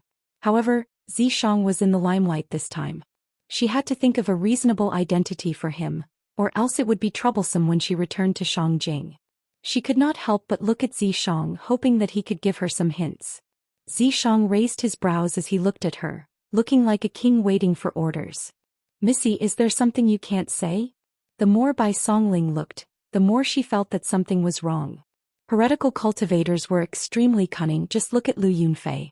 This handsome man called Yizi looked like a monster. His skills were probably even more profound. Missy might already be under his control. Bai Songling gave Yi Yu and Luo Tian a look. The three of them moved lightly and surrounded Zishang. At the same time Xiao Hong Black Tyrant and Big Mouth flew up. Even the treasure-seeking scorpion quietly crawled under Zishang's feet, preparing to launch an attack. Zishang's rosy lips curled up slightly. His dark eyes flashed with a teasing light. That mischievous look was so charming that Yi Jioga's heart could not help but tremble. He was not charmed but scared. Zishang's fingers moved slightly and an imperceptible force spread out. Don't mess around. Yi Jioga widened his eyes and stretched out his hand. Unfortunately it was too late. The goo worm Xiao Hong screeched and flew back to Luo Tian's body like a cat whose tail had been stepped on. Lil Red curled up in Luo Tian's arms and shivered. It cried and said, "I'm just a little worm." Black Tyrant and Big Mouth were also so frightened that they squirmed in Yi Yu and Bai Songling's clothes. "Black Overlord, what's wrong?" Yi Yu frantically pacified his goo worm. "Big Mouth, get out here." Big Mouth scurried all over Bai Songling's body. It was so itchy that Bai Songling felt uncomfortable all over. He reached out to grab Big Mouth back. He didn't expect Big Mouth to be so flustered that he went into Bai Songling's pants.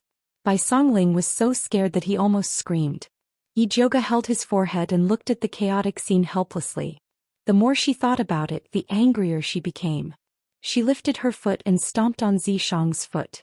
Zishang moved his feet, and Yi Jioga stepped on the head of the treasure-seeking scorpion that had just emerged. The treasure-seeking scorpion wanted to attack, but its master stepped on it. Heartbroken, it flew back to the female scorpion's side to seek comfort. "Young miss, who is he?" Bai Songling angrily covered Big Mouth's moving mouth. He was actually sent by my grandfather to protect me." After Yi Jioga said this, he suddenly thought of a perfect idea. Grandfather couldn't show himself for some reason, so he sent him to protect me in secret. I was able to recover my cultivation and appearance because of him. He had always been hiding in the dark. This time, because the heretic cultivator is too powerful, I asked him to come out and help. Yi Jioga finished in one breath. Without waiting for Bai Songling and the others to ask, he immediately changed the topic. "How is Big Brother 1? Is he okay?" Bai Songling was a straightforward person. She immediately fell for Yi Jioga's trick. She honestly replied, "I have already fed him the antidote for the muscle softening powder. He woke up once last night, but now he has fallen asleep again. I'll go take a look." Yi Jioga followed Bai Songling to the back of the small slope. He saw that Wan Xiang was still lying on the stretcher, but his complexion looked much better than yesterday. Yi Jioga felt his pulse again and nodded. He's fine, but his body is still a bit weak. He needs to eat something good to nourish himself. Where can we find something good to nourish him in this damn place? Bai Songling scratched her head. "I was about to tell you about this. Grandmaster Dongfang was poisoned by the bloodthirsty Sex King poison. The people from Alchemy City want us to go back and help him detoxify it." Yi Jioga stopped. No wonder they are all holding banners on the city wall asking for forgiveness. Bai Songling suddenly realized. "Then let's hurry. Right, young miss, this is your bag. See if anything is missing." Yi took out the bag that Yi Jioga gave her for safekeeping. Yi Jioga glanced around. The fat black rat, the treasure-seeking scorpion couple were all there. The bronze cauldron and other things were also there. She nodded. "Nothing is missing." Then she remembered something else. "Right, where is Yu Dai? We secretly sent Yu Dai back to the stronghold of Alchemy City last night." Bai Songling said. It wasn't easy for a group of men to take care of a little girl, so they secretly sent her back. If they hadn't agreed to meet up with Yi Jioga outside the city, they would have wanted to stay in the city. "All right, let's go." Yi Jioga hurried back to Alchemy City with Bai Songling and the others. Elder Qin, Elder Shao, and the Crown Prince were still anxiously waiting on the city wall. When they saw Yi Jioga's group heading straight for the Alchemy Pavilion, they quickly ran down the wall and followed. Yi Jioga returned to Grandmaster Dongfang's house and chased everyone out. Then she had Bai Songling, Yi Yu and Luo Tian guard the door, leaving only Juni Chen and Zishang behind. "Little mute, can your goo detoxify Grandmaster Dongfang's poison?" Yi Jioga pointed at the master. Juni Chen went forward and carefully examined Grandmaster Dongfang's eyelids. Then he pricked his finger and tasted the blood. "How is it?" Yi Jioga was a little nervous. If Little Mute's goo couldn't suppress the Spider King's poison, then she couldn't think of any other way. If it's just the Snow Spider King's poison, my poisonous earth dragon goo can still detoxify it. But after adding the blood essence of the bloodthirsty ancestor, it's beyond the range of those goo. Little Mute shook his head. What if I can force out a part of the poison in Grandmaster Dongfang's body? Yi Jiuge's Thunderfire Needle could only force out a bit of the poison. The most important part still needed the poisonous earth dragon goo to detoxify it. Let's give it a try. Junichen looked like he was trying to save a dead horse. Alright, incubate the goo first and get ready. Yi Jiuge took out the Thunderfire Needle and pierced it into Grandmaster Dongfang's body. Then she injected spiritual energy to detoxify the poison. Grandmaster Dongfang's meridians were like mud. The Thunderfire Needle had a hard time moving inside. Yi Jiuge had only driven it half a circle and she was already sweating profusely. Her spiritual energy was running out. She was about to take out a spirit recovery pill. Zhishang suddenly reached out and took it. Chapter 208. What are you doing? Yi Jiuge reached out to grab the pill. Zhishang threw the pill into his mouth and said, I'll give you something better. With that he placed his palm on Yi Jiuge's back and a wave of pure spiritual power surged in. The stilled Thunderfire Needle immediately spurted out like it was injected with chicken blood.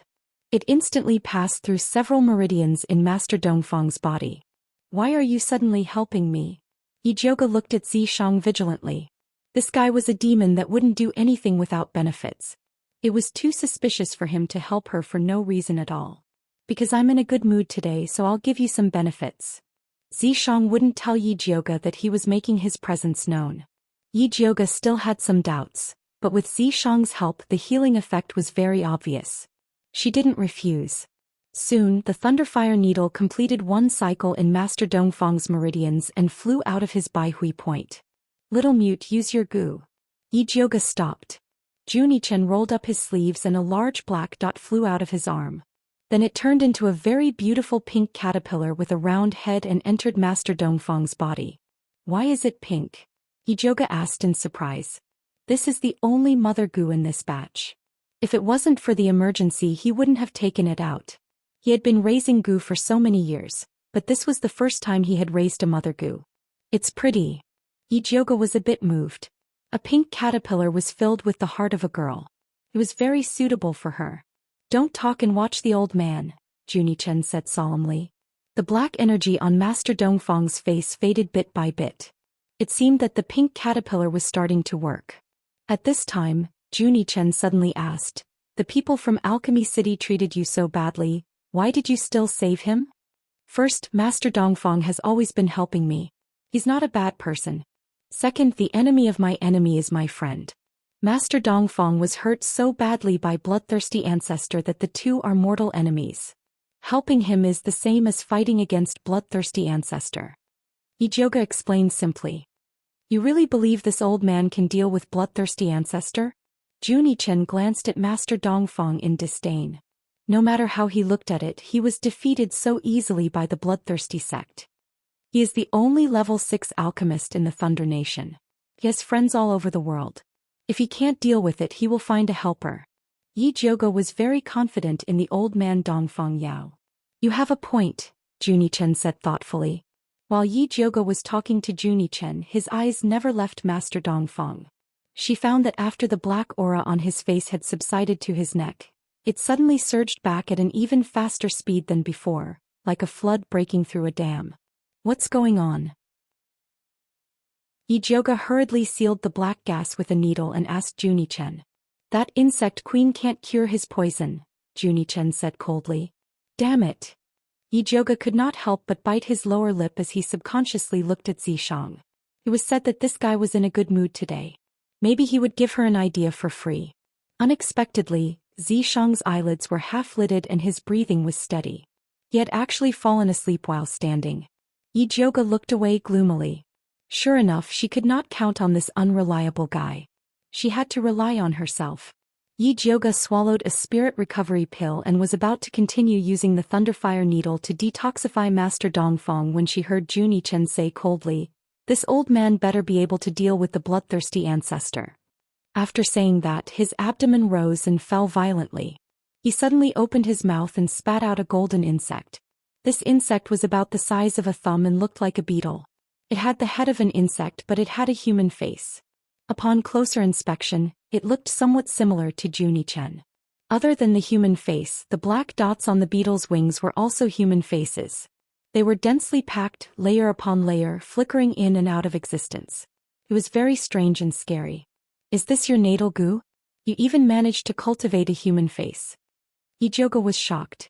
The Blood Cloak Miao tribe's cultivation method was very strange. They focused on the integration of human and goo. They devoted their entire lives to cultivating caterpillars into human-shaped insects. It was said that when the human-shaped insects successfully cultivated, they would become their second incarnation. The body would be indestructible and indestructible, comparable to immortality. If I hadn't been injured by that dog bloodthirsty ancestor, I wouldn't have just cultivated a human face, I would have cultivated a human head, the natal goo said unhappily as it flapped its wings. That voice was exactly the same as Zhou Xian's. After spitting out the natal goo, Zhou Xian had become a real mute. He made a gesture to the natal goo with a straight face. What are you rushing me for? I am the king of goo. I usually eat the most poisonous things in the world. Now I have to suck the blood of an old man to detoxify him. How miserable. The natal goo muttered as it flew to Master Dongfang's neck. Then it opened its mouth, revealing its sharp white teeth, and bit down on the blood vessels on the neck.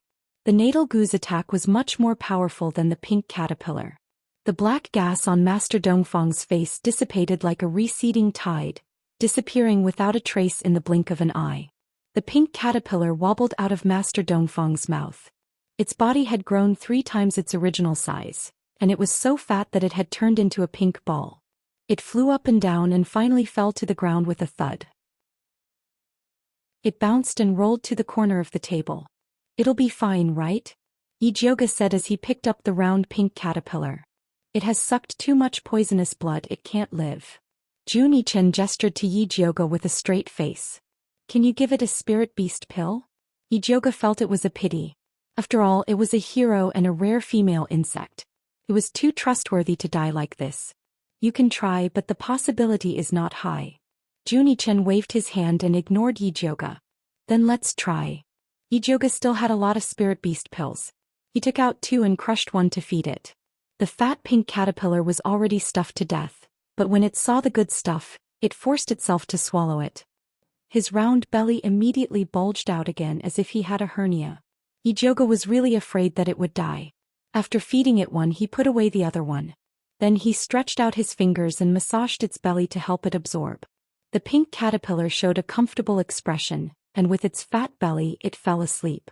After eating and sleeping, this pink caterpillar was quite carefree.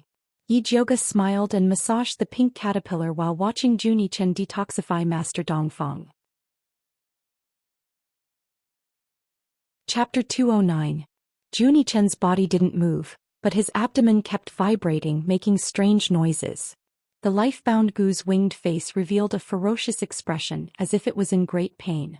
It absorbed the blood faster and faster, and the black gas on Master Dongfang's body decreased. But in that place in his heart, there was always a soybean-sized piece of black gas stuck there.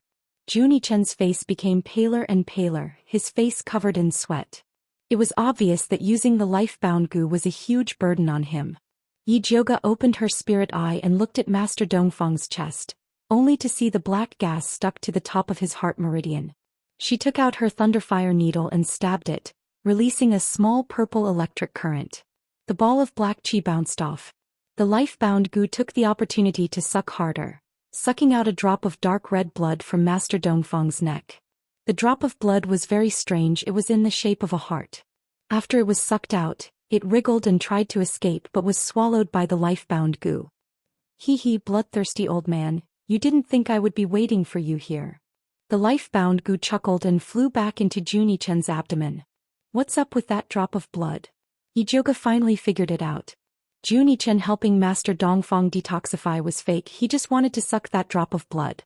That's bloodthirsty old man's life-bound blood essence. It's very important for him to cultivate the bloodthirsty great art. The life-bound goo replied proudly in Zhou Xian's stomach. The reason why bloodthirsty old man was willing to take out this drop of blood essence to make poison was because he had to get Master Dongfang.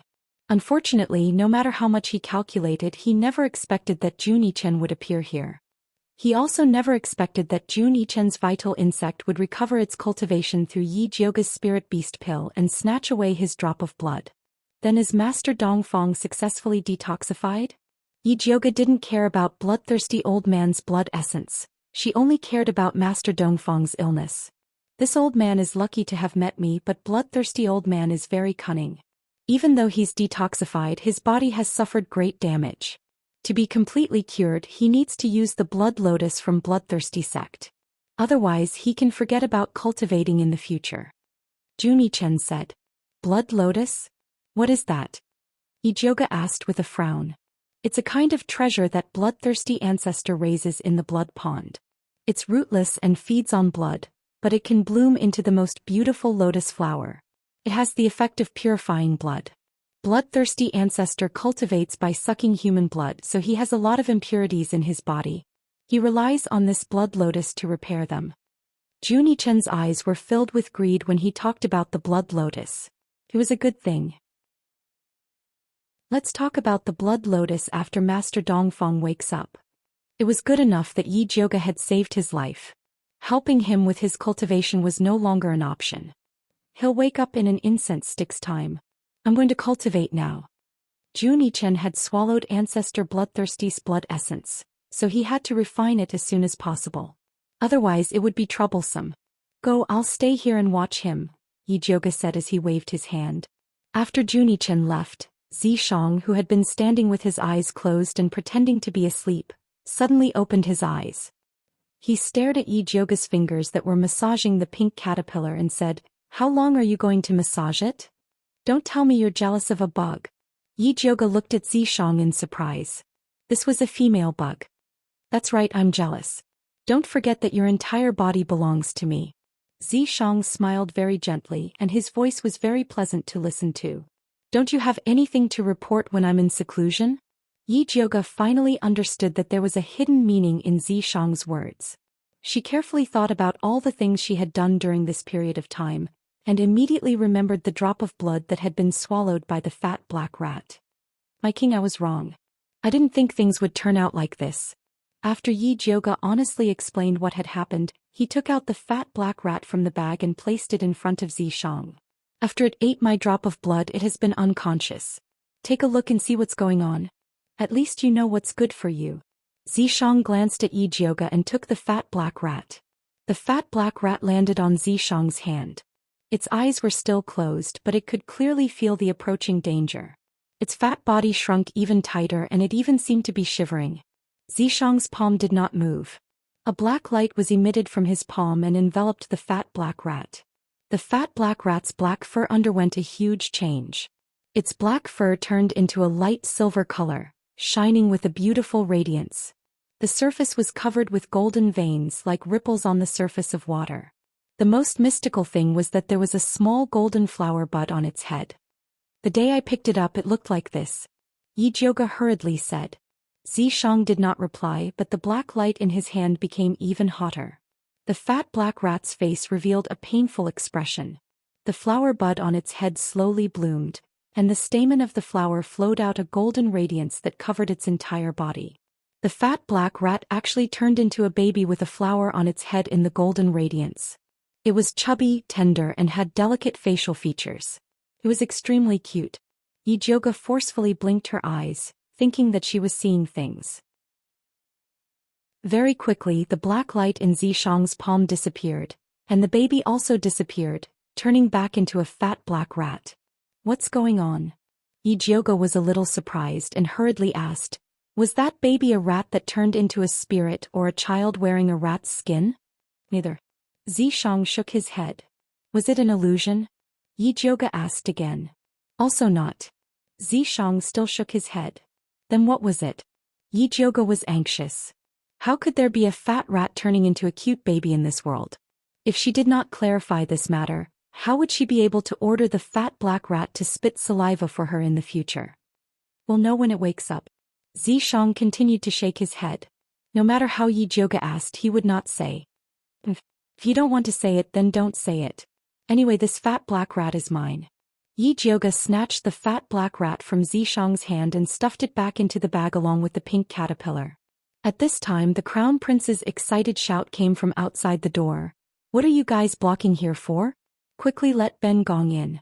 If anything happens to Imperial Uncle, can you afford to pay for it?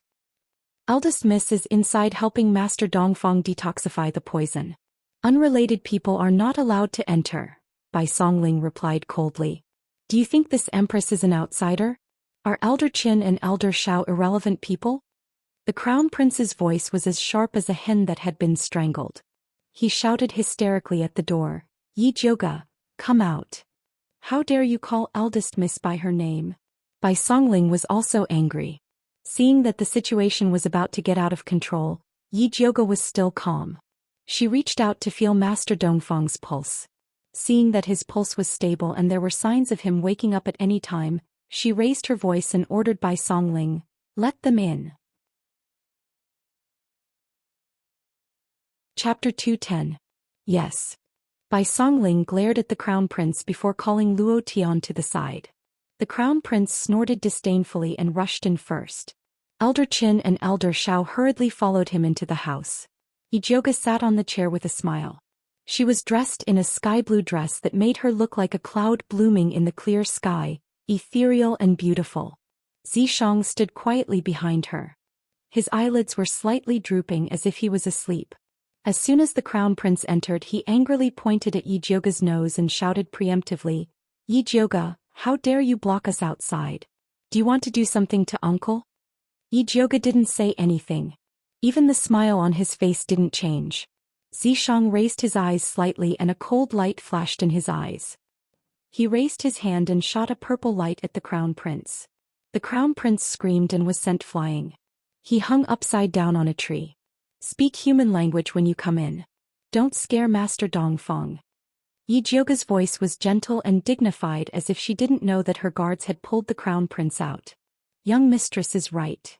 Elder Qin and Elder Shao didn't dare to offend Yi Jioge. They nodded and didn't dare to look at the Crown Prince. Young mistress, is the poison in Master Dongfang's body cured? Elder Qin asked respectfully. Fortunately, I didn't fail you. As soon as Yi Jioge's voice fell, Dongfang Yao's fingers moved slightly. His eyelids twitched and he finally opened his eyes. City Lord, you're finally awake. Elder Shao hurried over to help him up. He was so excited that tears were about to flow. Dongfang Yao raised his hand to stop the agitated Elder Shao. He slowly sat up on the bed and lifted the quilt to get out of bed. City Lord, you've just recovered. You should rest for a while. Elder Qin said anxiously. I'm fine now. Where are Dongfang Jiaming and Zhang Peng? Dongfang Yao's complexion was somewhat pale, but the sharp glint in his eyes was like a cold wind blowing past an iceberg, causing one's heart to shiver. The Crown Prince is outside. Zhang Peng seems to be busy with the alchemy pavilion. I haven't seen him for a long time. Elder Qin replied carefully. Get someone to catch Zhang Peng immediately. Dongfang Yao ordered. Yes. Elder Qin ordered without hesitation. Then Dongfang Yao coldly ordered, 2 more men, bring that bastard Dongfang Jianming in. Capture? Elder Qin was shocked and exchanged a glance with Elder Shao. Dongfang Jianming was the Crown Prince. It didn't matter if he scolded him, but if he was caught it would be a big deal. Therefore neither of them dared to make a move. I've been sick for a while, so my words don't matter anymore, right? Dongfang Yao's voice wasn't loud, but his aura was very strong. This subordinate wouldn't dare. Old Qin shivered and immediately turned around to instruct the guards of the concoction pavilion. What are you waiting for? Hurry up and take down the Crown Prince. Yes.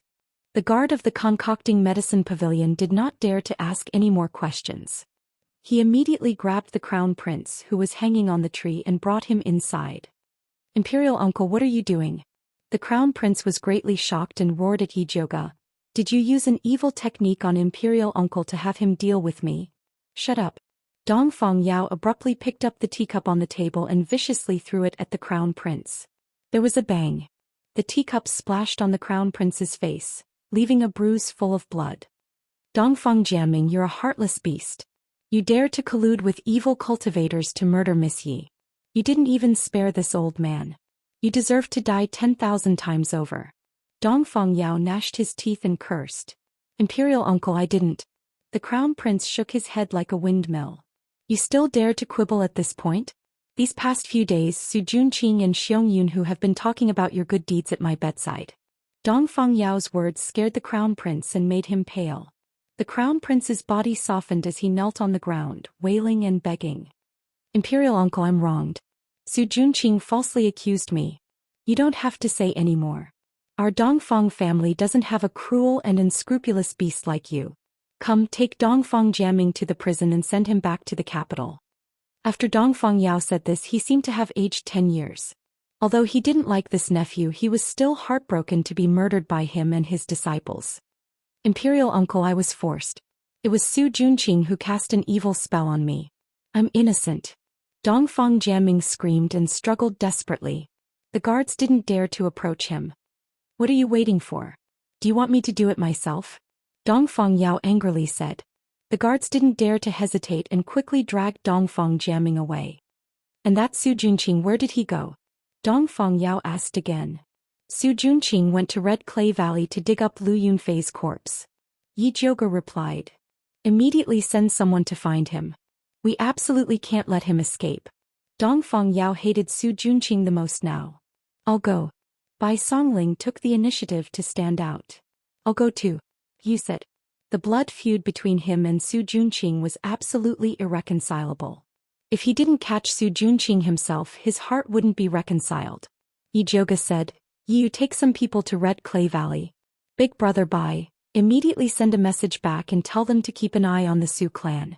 There was such a big commotion in the city last night. I'm worried that Su Junqing might have escaped. Okay, I'll do it right away. Yi Yu and Bai Songling replied in unison. Bai Songling decided to return to the capital overnight to personally keep an eye on the Su clan. Young Lady Yi is truly thoughtful. Dongfang Yao sighed. After this incident, he finally realized that Alchemy City didn't have enough time to deal with such sudden incidents. This gave the heretical cultivators an opportunity. Yi Jiuge quickly advised, Grandmaster Dongfang is overpraising me. Your body has just recovered, you should rest well. I'm not tired. If young lady has time, can you accompany this old man to see Zijuan? Dongfang Yao was very polite towards Yi Jiuge. He even changed the way he addressed her from little girl to young lady. I also want to see Senior Li. Yi Jiuge and Grandmaster Dongfang went to see Li Zijuan. Although Li Zijuan was also poisoned, it was nothing compared to the royal poison in Grandmaster Dongfang's body.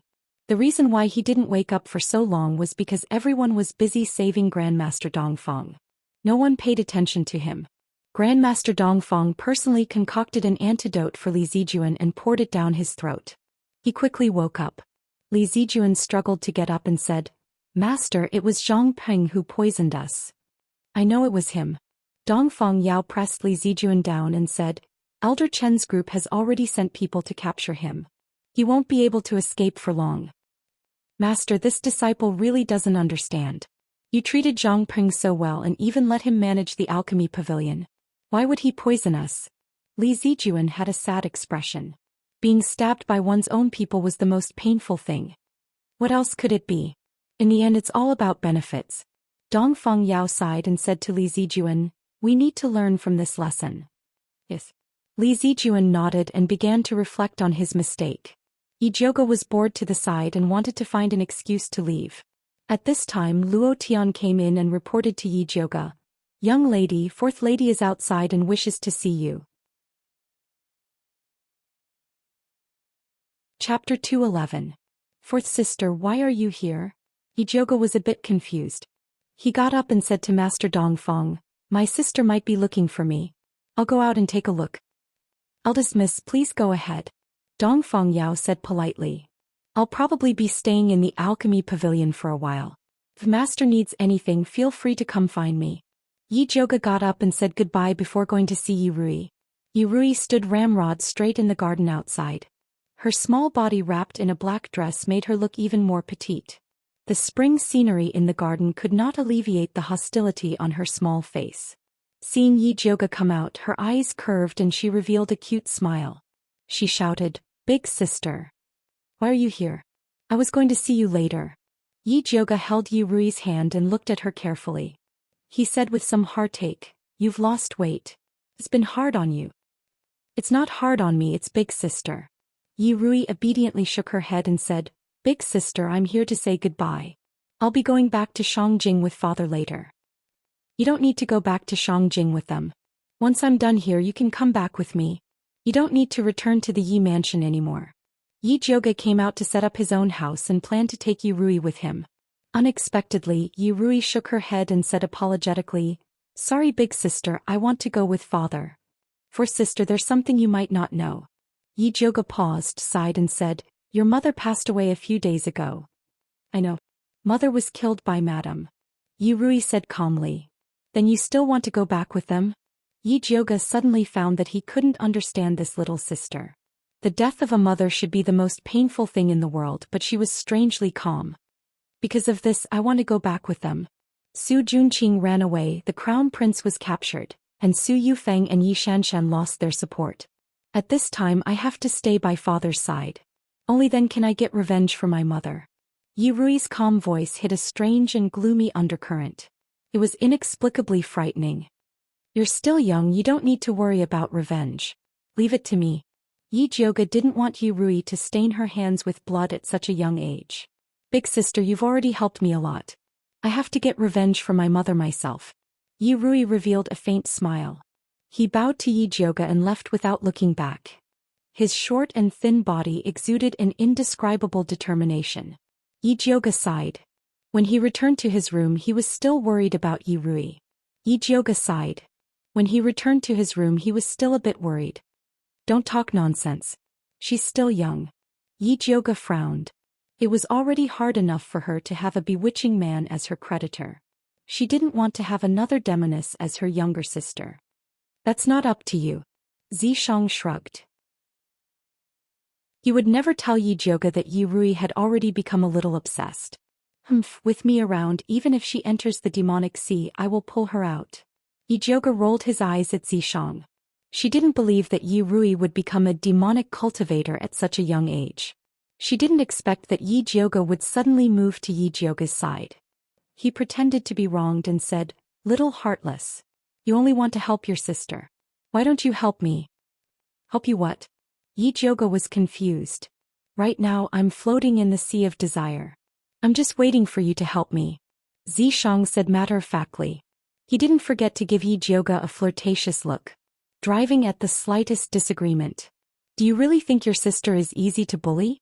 Without hesitation Yi Jioga elbowed him back and said, "Scram. Tiske, you little violent." Zishang quickly dodged Yi Jioga's attack. "If there's a next time it won't be like this." Yi Jioga narrowed his eyes and said threateningly. If Zishang was standing in front of her she would definitely kick him in the groin. "The next time will be a month later." Zishang scanned Yi Jioga's slightly flat figure and said suggestively, "Then you have to work hard. Don't disappoint me." "Don't eat it if you're disappointed." Yi Jioga suddenly felt that flat-chested was pretty good. If Zishang was hoping that her red bean pie would turn into a cream cake in a month's time, then she should just wash up and sleep. This won't do. Zishang seemed to have thought of something. He suddenly reached out and grabbed Yi Jioga's red bean pie and said seriously, "You have to rub it more from now on." Yi Jioga expressionlessly lowered his head and looked at Zishang's big hand. Then without hesitation he reached his hand down and said coldly and heartlessly, "If you have the ability then let's rub it together." She was throwing caution to the wind. Zishang once again dodged Yi Jioga's unexpected attack. Then he looked at Yi Jioga with an expression that said, "I'm serious. Otherwise, do you think that with your small body you can withstand me?" Yi Jioga frowned. He suddenly thought of a terrifying thing and blurted out, "Don't tell me that you have two big sticks in your human form." Before Zishang could reply, Yi Jioga thought of an even more terrifying thing. "Could it be that you want to use your original form?" "Faster, you beast." Yi Jioga rejected beasts thousands of times. "What are you thinking?" Zishang felt that he couldn't keep up with Yi Jioga's unrestrained thoughts.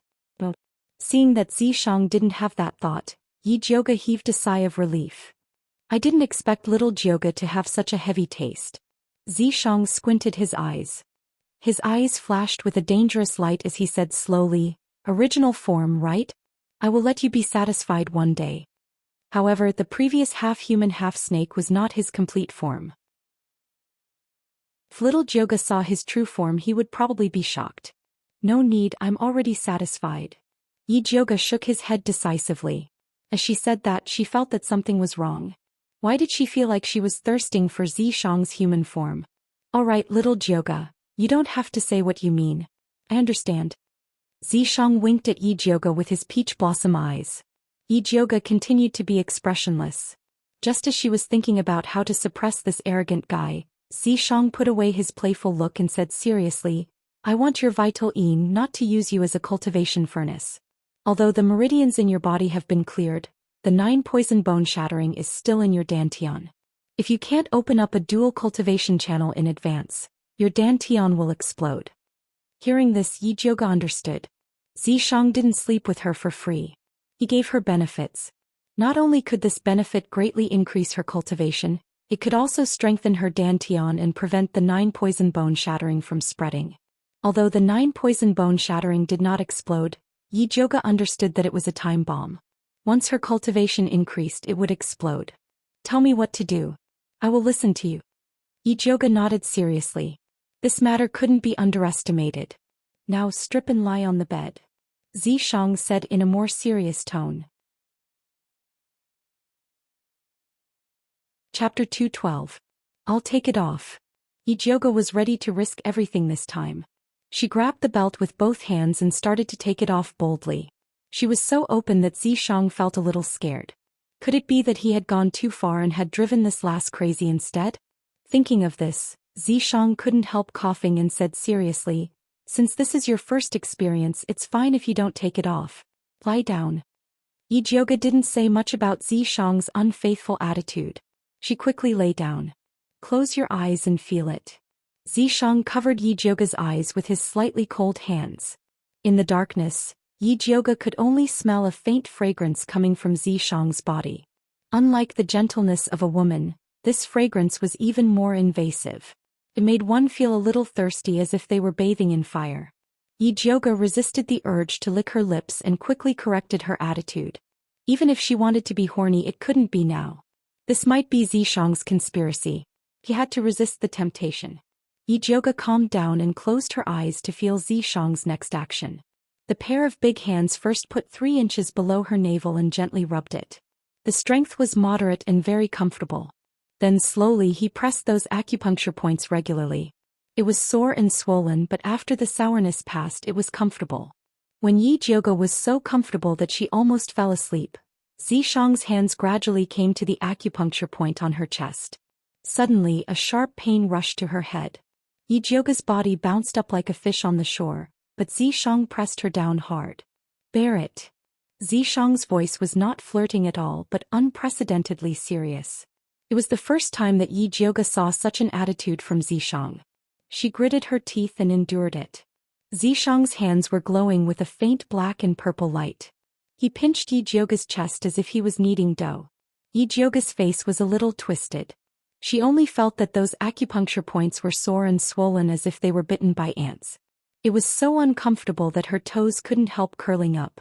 Although the whole process didn't last long, Yi Jyoga broke out in a cold sweat and her back was wet. Her messy black hair was wet with sweat and stuck to her pale forehead. She looked very embarrassed and weak. Are you all right? Xianxia didn't expect Yi Jyoga to have such a big reaction. How long do I have to press this? Yi Jyoga lay on the bed like a dead fish. Although the process was very painful, she had to admit that after Xianxia rubbed her chest like this, her breathing became much smoother. Your qi and blood are very stagnant. You have to clear them once a day. However, the first time will be more painful, but it will be fine in the future. Xianxia didn't tease Yi Jyoga this time. Instead, he gently wiped her sweat with a soft towel. Yi Jyoga nodded. As long as it was useful, she would endure it no matter how painful it was. Do you want to rest? Xianxia asked. No need. Although she was very tired, now was not the time to rest. Alchemy City still had many things to do. Yi Jyoga took out the storage bag that he got from Lu Yunfei and took out a piece of human skin. It was Gong Hongyu's skin. Xianxia immediately understood Yi Jyoga's intentions. Are you going to give it to Gong Honglei? That's right. I have to give him a chance to take revenge. Yi Jiuge smiled meaningfully. She took the skin and went to find Gong Honglei. Gong Honglei had been healing in the alchemy pavilion. When he saw Yi Jiuge, he couldn't help but feel embarrassed, guilty and remorseful. He stiffly greeted her. Miss Yi, please sit. Young Master Gong, there is no need to be so polite. I came today to give you something. Yi Jiuge said without beating around the bush. What is it? Gong Honglei frowned. He suddenly felt that something was strange. Yi Jiuge placed the blue bag in front of Gong Honglei. Gong Honglei's face paled. He seemed to have sensed something. His fingers that were opening the bag trembled violently. He couldn't untie the small knot for a long time. As a swordsman, shaking hands was something that should never happen to him. Yi Jiuge sighed, but he didn't help. He just sat to the side and quietly waited. In the end, Gong Honglei opened the bag. A white human skin lay quietly on the soft cloth. The head was facing him. There was a small black mole on the cheek. Gong Honglei felt as if he was struck by lightning. His heart ached and his eyes turned red. He couldn't help but cry. A man doesn't cry easily. It's only when he's deeply hurt. Gong Honglei's parents died early. Only he and his sister Gong Hongyu were left. At that time they were still young and weren't valued by their family. Their early years were very difficult. It wasn't until he revealed his sword cultivation talent at the age of 10 and entered the Limitless Sword Pavilion as an inner disciple that his sister's status rose. Maybe it was because she was bullied in her early years, but his sister's personality became more and more arrogant. Because he loved his sister, he always protected her. He always felt that although his sister was a little willful, she wasn't an evil person. He didn't expect her to die a horrible death. The dead are dead. Young Master Gong, please restrain your grief. Yi Jiuge knew that this sentence was very weak. However, he couldn't find any other words to comfort him. Gong Honglei quickly adjusted his mood. After he carefully put away his sister's human skin, he solemnly cupped his hands and bowed deeply. Miss Yi, I was too reckless before. That's why I listened to the slanderous slander and misunderstood you. Please forgive me, Miss Yi. No problem. Seeing that Gong Honglei was willing to admit his mistake, Yi Jiuge's impression of him slightly changed. Thank you. Gong Honglei stood up and suddenly said, I plan to take action tomorrow and go to the Su family in Shangjing. Yi Jiuge frowned. It seemed that Gong Honglei had already heard the news of Su Junqing's escape. She pondered for a moment before shaking her head. Su Junqing is sinister and cunning. I don't think he will return to the Su family at this time. If young Master Gong wants revenge, I have a suggestion. Miss Yi, please speak. Gong Honglei solemnly said. His Highness the Crown Prince is also one of the masterminds. Wandarin was ordered to secretly bring him back to Shangjing. If young Master Gong directly goes to the Emperor to seek justice, I believe the Emperor won't dare to protect the Crown Prince. Yi Jiuge said it lightly, but if the Crown Prince heard it, he would definitely go crazy. This was his last chance of survival. Alright, I'll go back to Shangjing with Wandarin. Gong Honglei had long suspected the Crown Prince, so he agreed without hesitation. Young Master Gong is wise. I'm sure Miss Gong's spirit in heaven will feel gratified. It's getting late, goodbye. Yi Jiuge and Gong Honglei exchanged a few more pleasantries before leaving his courtyard. Then she handed the spiritual roots of blood, flesh and human skin in Lu Yunfei's Qinkuan bag to Li Zijuan. Just when Yi Jiuge was busy, Dongfang Yao secretly wrote a letter to Emperor Xian. Chapter 213.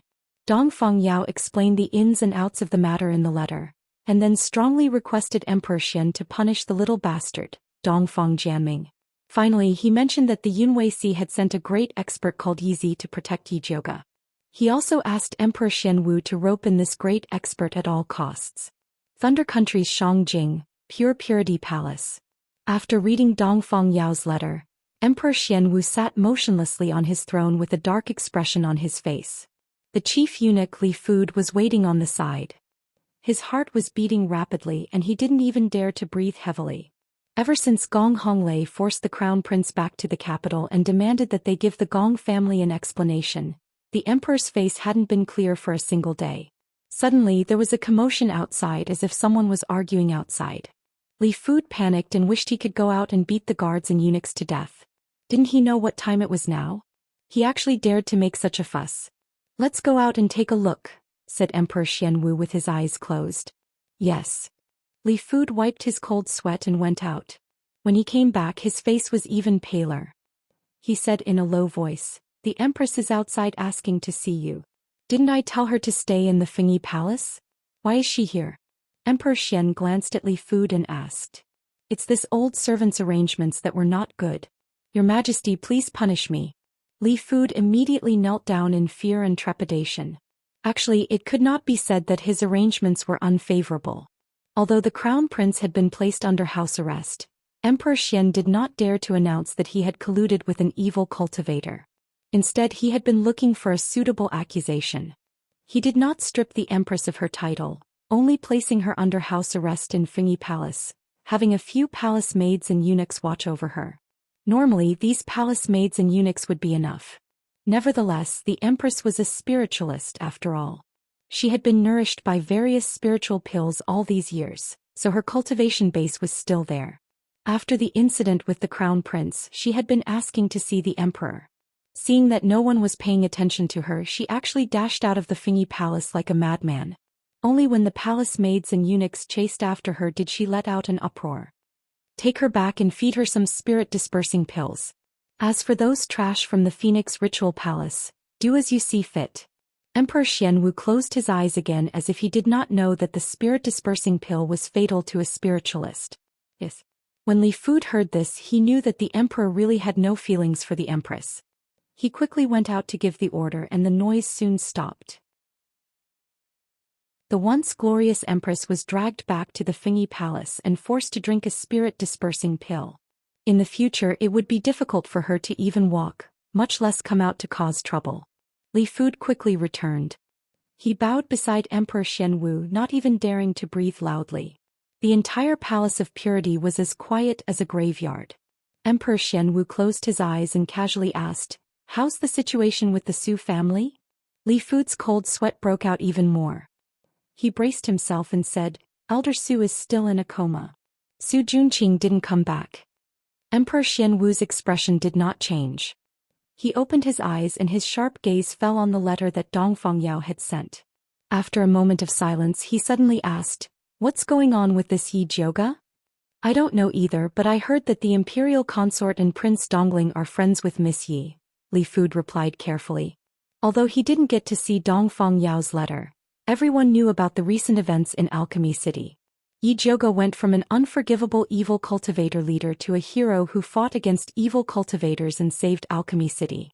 This reversal caused an uproar in the entire Thunder Country. Especially when Yi Yuxuan made a statement to support the daughter he chased out of the family and begged for her to change her mind, it made people believe that this was a misunderstanding. In a short period of time, Yi Jioga's reputation reached its peak. Imperial consort Shi and Dongfang Ke being friends with her was definitely a great thing for the Dongfang family, whose reputation was in jeopardy. Kicker is still far-sighted. Emperor Xianwu sighed. He had already made a decision. Li Fu saw the emperor's expression and knew that the sky in the capital was about to change. At this time, Yi Jioga had finished her business in Alchemy City and planned to return to the capital. She didn't expect Dongfang Yao to suddenly announce that she was the champion of the competition and give her the 10,000 gold cauldron. "The competition isn't over yet. I don't deserve this award." Yi Jioga shook her head. No matter how greedy she was, she wouldn't accept such a thing. This was decided by the participating alchemists.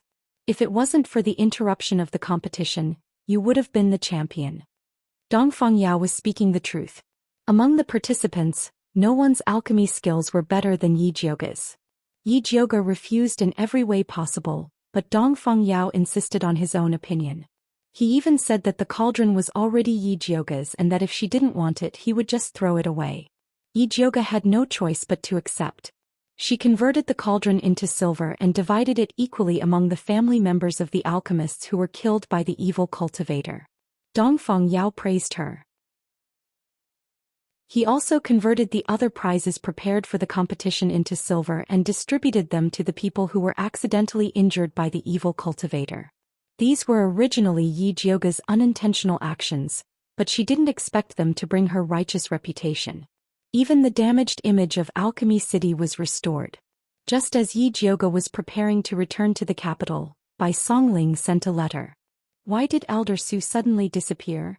Yi Jiuge looked at Zishang in confusion after reading the letter. Could it be that there was a problem with his demon energy seal? Zishang shook his head. Without him personally removing the seal, the old man wouldn't wake up. Could it be that Su Junqing saved his grandfather? Luo Tian asked from the side. Impossible. Elder Su is a burden right now. Su Junqing won't gain anything by taking him away, unless Su Junqing has other uses. Yi Jiuge's expression changed when he thought of this possibility.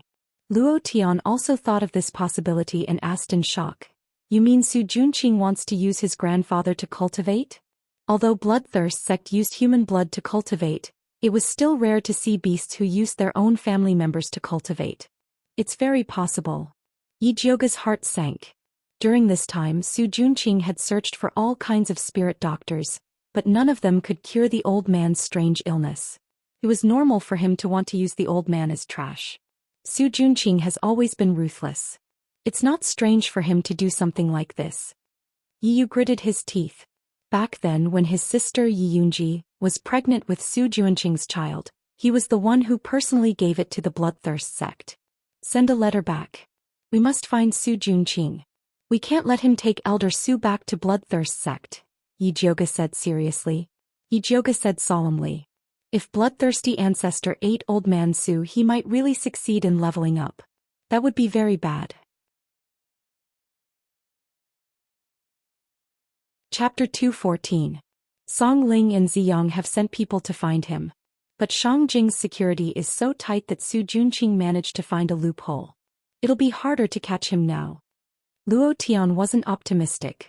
Yi Jiuge thought for a while and asked Luo Tian, can you raise a parasite that can track evil energy? I can't. Only the young master can raise parasites. But he's in seclusion right now. He'll probably come out in 2 days. Luo Tian shook his head.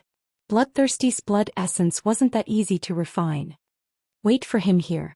When he comes out, ask him to raise the tracking parasite. Yi Jiuge quickly made up his mind and said, we'll return to Shangjing first. Yes. Luo Tian nodded and decided to help the young master refine the blood essence faster. Blood Cloud Peak 3,000 miles away from Shangjing.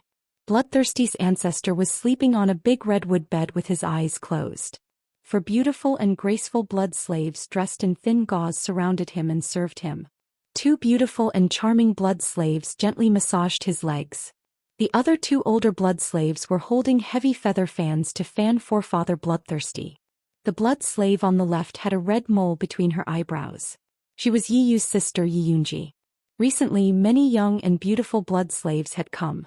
The ancestor quickly got tired of her. If Lu Yunfei hadn't asked for her skin before she left, she would have been sent to the blood cave to become a cauldron. Today she had earned the right to fan and serve him because of her obedient behavior. The cave was silent except for the sound of the fans flapping in the wind. Bloodthirsty's ancestor closed his eyes. His wrinkled face looked like a shrunken orange. Suddenly he opened his eyes and a sinister light shot out from them. Ancestor? The 2 blood slaves massaging his legs lifted their heads in confusion. They didn't expect Bloodthirsty to kick them. With a loud bang, the 2 blood thralls were torn into pieces, flesh and blood splattering everywhere. Yi Yunji knelt on the ground immediately, not daring to say a word. Ancestor, spare me, the other blood slave begged for mercy with tears on her face. The gauze on her body slid down, revealing a large area of her white skin. He looked very seductive. Bloodthirsty forefather didn't even look at her because he was so mad. His lifeblood essence had actually been refined by someone else. This was absolutely a great humiliation to him. At this time, the thin monkey-like man came in a panic and reported, "Old ancestor, it's not good. Senior brother Xiong's soul lamp has also extinguished." A bunch of trash. Bloodthirsty's forefather was so enraged that he slapped the charming blood slave to death. Yi Yunji crouched even lower and gave Skinny Monkey a pitiful look. The thin monkey-like man recognized that Yi Yunji wasn't in a good situation. He hurried to talk to Bloodthirsty's forefather. "Forefather, although senior brother Xiong is dead, Su Junqing's soul lamp is still lit."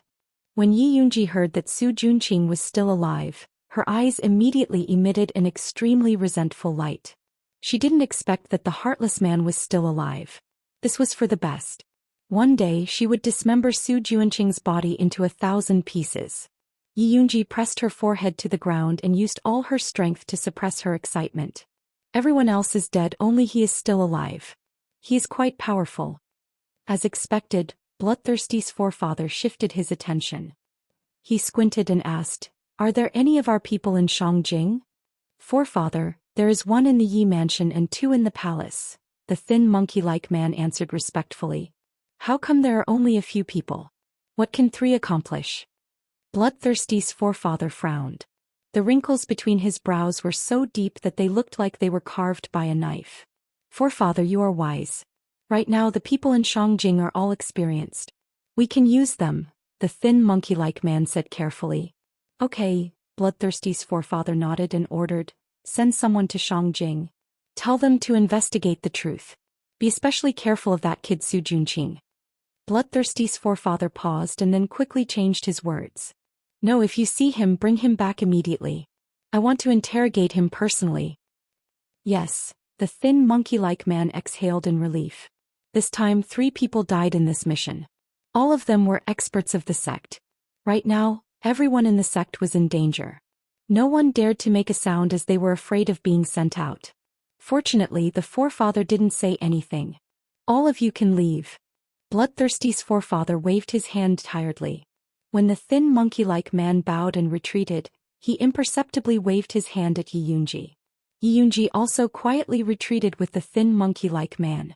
After leaving the forefather's cave mansion, the thin monkey-like man finally exhaled in relief. He wiped his sweat and said to Yi Yunji with relief, "I thought that arranging for you to fan the forefather would be a good job. I didn't think that this would be a disaster. You're lucky." "Thank you, brother thin monkey. Otherwise I would have died today." Yi Yunji's pretty face was full of gratitude. "There's no need to thank me between us." The thin monkey-like man lowered his voice. The skinny monkey-like man lowered his voice and said, "The sect isn't peaceful right now, so be careful during this period of time. Stay within the Flower Palace and try your best not to come out. I'll help you clear the way and I won't make you serve the ancestor in the near future." "I will listen to you, brother thin monkey." Yi Yunji's voice was even softer. Her voice was very pleasant. It wasn't sweet or sticky, but it was clear and cold. Coupled with her gentle expression, it made people's hearts itch. "When I become a rank 2 blood guard, I will ask the forefather for a favor. I will ask him to reward you to me. At that time you won't have to be afraid anymore." The thin monkey-like man looked at Yi Yunji's thin face with heartache and said softly, "Before that, you have to endure it. As long as I'm not sent to the blood cave, I can endure anything." Yi Yunji's pretty face flashed with fear. Her fragile appearance was even more pitiful. "Don't worry, I won't let you be sent to that filthy blood cave." The thin monkey-like man saw that the little beauty was still scared, so he lowered his voice and said, "The forefather's plan to kill Grandmaster Dongfeng has failed. He's not in the mood to do that. Don't worry." "Really?" Yi Yunji blinked her big eyes and looked at the thin monkey-like man for help. "Of course it's true. Old Jiang, Old Xiong and Lu Yunfei failed their mission and died in Alchemy City. The Spiritualist Union will definitely come to deal with us. But don't worry, as long as the forefather is here, no one will want to go near Blood Cloud Peak." The thin monkey-like man looked left and right before taking out a blood pill from his belt and putting it in Yi Yunji's hand. He said softly, "Take this blood pill in secret. Don't let anyone find out. Alright, I won't say anymore. Hurry back to Flower Palace. Brother thin monkey, you must be careful too. Don't make me worry." Yi Yunji said reluctantly. "Don't worry, I will definitely be fine." The thin monkey-like man kept urging Yi Yunji to leave. He looked at Yi Yunji's graceful back and revealed a silly smile. He had been by the forefather's side for so many years and had seen many beautiful blood thralls. However, Yi Yunji was the only one that made him feel different. He liked Yi Yunji's voice the most when she told him to be careful. It would make his heart feel warm. In order to keep this feeling, he had to cultivate harder. He had to save Yi Yunji before the forefather destroyed her. Chapter 215. Bloodthirsty sect's dark passageways had only 2 oil lamps at the top of the cave at the corner, flickering with a dim light. Yi Yunji tried her best to hide in the shadows and silently walked toward 100-Flower Palace. After passing through a passageway, she met a few bloodthirsty sect disciples who had just returned from training. All of them looked at her curvaceous body under the red chiffon with lewd and explicit eyes. Yi Yunji turned a blind eye to this and continued walking forward. The forefather was very protective of his food. The blood slaves of 100-Flower Palace all had blood soul flowers. The fragrance of this blood soul flower was very special and easy to stick to. Anyone who dared to touch the forefather's blood slaves would be stained with the smell of the blood soul flower and die a horrible death. However, the forefather always liked the new and hated the old. After he was tired of playing, he would pull out the blood soul flower and throw the dead blood slaves into the blood cave for others to enjoy. The disciples had coveted Yi Yunji for a long time and laughed. This blood slave has been with the forefather for a long time. She must be very good in bed. The forefather got tired of her a long time ago. If he didn't promise to give her skin to Lu Yunfei, she would have been sent to the blood cave long ago. Little beauty, I advise you to learn how to sleep with 100 men in one night. Us brothers can't wait. 100 men isn't enough. I heard someone brought a blood beast and wants to merge with it to taste her. Fuck, the women they've played with are all rotten. What are we going to do? Don't worry, they're definitely staying behind to reserve the place. That's more like it. Yi Yunji ignored the malicious words of the bloodthirsty sect disciples and quickened her pace back to 100-Flower Palace. The 100 Flowers Palace sounded very beautiful, but it was actually just a slightly larger cave. Long and narrow chambers were chiseled on top and hung a broken curtain to form their residence. Hearing the sound of Yi Yunji's return, pale faces popped out from behind the broken curtain of the small chamber. The blood slaves here were all women with spirit energy. Bloodthirsty sect's forefather had planted blood soul flowers on them, and all of their spirit energy had melted into their blood. This blood soul flower was very magical. It would form a protective light around their bodies, making them invulnerable to weapons and poisons. It was impossible for them to commit suicide. Bloodthirsty sect's forefather was extremely cruel to those who wanted to commit suicide. The new blood slaves had seen it a few times and no longer wanted to commit suicide. They could only silently wait for death. Yi Yunji was the oldest and lived in the highest chamber. Following the rope that had fallen from the side, she stepped on the steps that were carved out of the cave wall and climbed up to her own cave. The chamber was very narrow and could only allow one person to turn around. Apart from a thin bedding, there was nothing else inside. She had nothing inside except for a thin mattress. Of the room. After making sure that no one was paying attention, she took out the blood pill that Skinny Monkey had given her. This blood pill was a pill unique to the bloodthirsty sect. It was refined using various medicinal herbs mixed with blood essence, and it could increase the cultivation of the bloodthirsty sect disciples. Forefather Bloodthirsty often sucked the blood of the blood slaves. After a long time, their faces became dry and dull. At this moment, they weren't far from the blood cave. Skinny sect couldn't save her, so he thought of this method. He wanted her to take a blood pill to preserve her appearance. At least she wouldn't be thrown out by the forefather. Skinny sect didn't expect that Yi Yunji's Yi family cultivation method was a dark art. This blood pill could not only preserve her appearance, but also allow her to steal a lot of spirit energy from the blood soul flowers. Yi Yunji started to cultivate after swallowing the blood pill. Rays of light started from her dantian and grew stronger after passing through several large meridians. Finally, they entered the inside of her right arm and stopped moving. After Yi Yunji finished cultivating, she gently rubbed the inside of her right arm. There was a lot of light gathered there, enough for her to activate the Yi family's concealment technique and leave. But she wasn't in a hurry. She had learned about the internal routes of Blood Cloud Peak through Skinny Sect.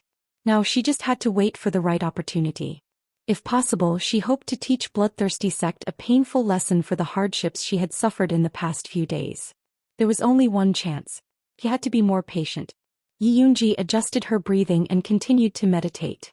Thunder Country's Shangjing, East Main Street 19, an imposing mansion. Under the command of Mother Qing, the capital magistrate's soldiers were hanging the plaque Yi Mansion bestowed by the emperor. It was such a good day, but Yi Jiogo was in seclusion with Zishang. Although it was said to be seclusion, It was actually to avoid the warm hospitality of the great clans and the emperor. When Master Yun sent a top expert to guard Yi Jiuge, the news had already spread throughout Thunder Country. Everyone was interested in this expert. They also wanted to build a good relationship with Yi Jiuge, this independent spirit alchemist with a bright future. Invitations flew over like snowflakes. Even noble consort Shi and Dongfang Ke wanted to meet her in private. It was said that Emperor Xianwu had even drafted an imperial edict to summon her to the palace at any time. If Xianxia was really a guard sent by his grandfather, Yi Jiuge could bring him out for a walk. But this guy was a demon. A shameless demon that complained every day about not having enough demon energy and wanted to be kissed and touched. Yi Jiuge didn't have the confidence to bring this guy out for a walk, much less bring him into the palace. There were still many experts in Shangjing. If she was accidentally seen through, then all her previous efforts would be wasted. So Yi Jiuge decided to go all out. She used the excuse that she had a great enlightenment in cultivation to go into seclusion to break through. But this wasn't entirely an excuse. After experiencing a few traps in Alchemy City, she was fully aware that her martial strength wasn't enough. If Xianxia hadn't woken up in time to kill Xiong Yunhu, everyone in the Alchemy Pavilion would have died. During this time, Xianxia had been massaging her meridians. It really deepened her spirit energy and strengthened the white bone flame. So Xianxia suggested that she use the white bone flame to nourish the Thunder Snake illusionary whip so that it could fuse better with the bone essence it obtained from the white bone cave. While Yi Jiuge was in seclusion, the situation in Shangjing was turbulent. Because of Yi Jiuge's bad conduct, the crown prince was demoted to a commoner. It was said that he died not long after. The empress missed the crown prince too much. In her sorrow and despair, she actually committed suicide to follow him. A country couldn't be without a ruler. The crown prince was the same. So Emperor Xianwu announced to the world that Dongfang Ke would be the new crown prince and enter the East Palace. Originally, Emperor Xianwu wanted to make imperial consort Shi the empress. Unexpectedly, imperial consort Shi declined. Instead, she suggested that Dongfang Ke's birth mother, imperial noble consort Bai Linglong, be posthumously named the benevolent empress. Emperor Xianwu agreed. After Bai Linglong was posthumously named the benevolent empress, imperial noble consort, she was promoted to imperial noble consort. This news spread throughout the entire Thunder Country. Even though Yi Jiuge was in seclusion, she still heard about it. All of this was within her expectations. The crown prince and empress had brought about their own destruction. They could have cooperated with anyone, but they actually cooperated with evil cultivators. What she was worried about now was that she couldn't always be in seclusion. She had to think of a way to deal with those people who were inquiring about Xianxia. Chapter 216. Yi Jiuge's table was piled up like a hill of invitations, but she didn't look at them. After thinking for a while, she had made a decision to go out and see Imperial Concubine Shi first. No, now she should call her Imperial Concubine Shi. Yi Jiuge felt that as a woman, it was better to go to see Imperial Concubine Shi first than to see Xianwu Emperor directly. However, Imperial Concubine Shi was very popular now. She didn't know if there was any change compared to before. After Yi Jiuge decided, she went to the alchemy room to refine a bottle of beauty pills and prepared to go out. After being in seclusion for so many days, I can finally go out. Xianxia stretched his body. Yi Jiuge was in seclusion, so he, as her personal guard, naturally had to come in and guide her. After going out, be honest and don't flirt with me. Yi Jiuge had a headache when she saw Xianxia's evil appearance. She had suggested Xianxia to change to an ordinary face before, but he didn't. Hee, how can those common flowers enter this sovereign's eyes? The sovereign loves you. Xianxia hugged Yi Jiuge and kissed her on the face. After going out, be more respectful. Yi Jiuge looked indifferent and let him kiss her without moving. During this time, she had figured out a way to deal with Xianxia. As long as she was ruthless, cold, and put down her bottom line, Xianxia would restrain himself. Yes. Sure enough, when Xianxia saw Yi Jiuge's indifferent face, he immediately became honest. Yi Jiuge opened the door and went out. She saw Pearl guarding outside. These days, Yu Dai and Pearl had been guarding outside, waiting for Yi Jiuge's orders. Has the plaque given by the emperor been hung up? What happened in the mansion recently? Yi Jiuge asked as she walked. Mother Qing has asked the people of the governor's office to hang it up. Pearl followed Yi Jioga and reported what happened in the mansion. They left Yi Mansion to set up their own house. There were only maids and old women from Purple Forest Garden in the mansion. However, Yi Jioga announced that she would go into seclusion at this time. Fortunately, Mother Qing had been in contact with the old servants of the Yun family these years. Relying on those old servants, Yi Mansion was finally supported. Even when the emperor sent someone to deliver the imperial plaque, it was Mother Qing who braced herself to receive it. Congratulations, young miss, for successfully advancing. A white-haired, serious-looking old man respectfully bowed to Yi Jioga. This was also an old man from the Yun residence, Hu Zhenwei. Back then, Yun Tianwei had chosen this position for Yun Jiaojiao. His cultivation was profound and he was only one step away from becoming a spirit master. After Yun Jiaojiao died, Hu Zhenwei was sent out by Yi Yuxuan to carry out a mission. He didn't expect this mission to be a trap set up by his enemies. After he was plotted against, his cultivation base plummeted. Disheartened, he concealed his identity and lived in seclusion in the countryside. It was Mother Qing who personally picked him up. After Yi Jioga healed his internal injuries and restored his cultivation, he appointed him as the Yi residence's chief steward. After Yi Jioga went into seclusion, the Yi family was able to be so peaceful, and it was all thanks to Elder Hua. Old Hua, please help me call Mother Qing, I have something to ask her. Yi Jioga politely ordered. I'll go Dao. Elder Hua quickly brought Mother Qing over. Has there been any movement from the Yi family recently? Yi Jioga picked up the teacup and took a sip. Replying to eldest miss, after the Su family fell, the master did not like Su Yufeng and her mother very much. Some time ago he used the excuse of sending Yi Xianxia to learn martial arts, but in fact he gave her to the Danyang sect's Ling Yun ancestor as a concubine in exchange for a rank 5 spirit herb, purple cloud root. Mother Qing said with disdain. I remember that Ling Yun ancestor is already more than 200 years old. Yi Jioga was a little surprised. Yi Xianxian was only 17 years old. It was too exaggerated to be a concubine for an old man who was her grandfather's age. Don't you know the master's temper? There's nothing he can't do. Mother Qing sneered, her face full of disdain. Although she didn't like Yi Xianxian, a good virgin was taken by her own father to exchange for a spirit herb. This kind of behavior was despicable. Yi Jioga also sighed. Thinking about Yi Xianxian's arrogant and rude appearance, now she had to serve an old man. It was really not an ordinary kind of miserable. However, this was also what she deserved. Yi Jioga would not sympathize with her, so he changed the topic. How is fourth sister now? She was most concerned about this sister. Fourth miss is now very favored by the master, but she is a little too close to seventh concubine. When Mother Qing said this, she suddenly frowned. Keep an eye on seventh concubine. If she has any unusual movements, immediately report to me. When she was in the Yi mansion, she had some doubts about the relationship between seventh concubine and the empress. Unfortunately, she did not find any evidence. Now that the empress had fallen, seventh concubine suddenly approached Yi Rui. Maybe she had some plans. Eldest miss, rest assured. This old servant has already sent people to keep an eye on her. Mother Qing did not have any good impression of seventh concubine. She had already arranged for people to keep an eye on her. Is there anything else in the mansion? Yi Jioga asked again. She had just established her own family and immediately went into seclusion. Mother Qing was managing the mansion from top to bottom. There were still many things that she had not figured out. Our mansion has a small population, so there is no big problem. It is just that there are people coming to visit the mansion every day. Eldest miss, you can't just hide like this, Mother Qing said with a bitter face. In the past, she had always hoped that eldest miss could continue the glory of the Yun family and become the most famous noble lady in Shangjing.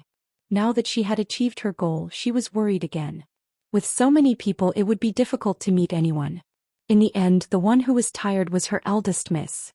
Don't worry about those people. I am going to the palace to see Imperial Concubine Shi tomorrow. Help me wrap up this bottle of beauty pills. Yi Jioga took out a delicate white jade bottle from his Qinkuan bag. Yes. Mother Qing took the white jade bottle and asked hesitantly, do you need to send a message to the palace? It didn't seem very good to enter the palace without informing them. No need, so as not to cause more trouble. Yi Jioge shook his head. She had the palace token left by Imperial concubine Xi in her hand. She could enter at any time. Then tomorrow this old servant will accompany you, Mother Qing said and went to make arrangements. Yi Jioge rested for the night. The next morning she took Mother Qing to the palace in a carriage to see the Imperial concubine. The guard captain looked at her palace token and secretly looked at her a few times. He did not ask much and let her in. If it was in the past, even with this palace token, there would be a lot of questioning. But now Yi Jioge had become famous because of the incident in Alchemy City. The guards in the palace recognized her and did not dare to offend her. Yi Jioge brought Mother Qing to splendid palace. From afar she saw Aunt Hongxiu waiting at the door.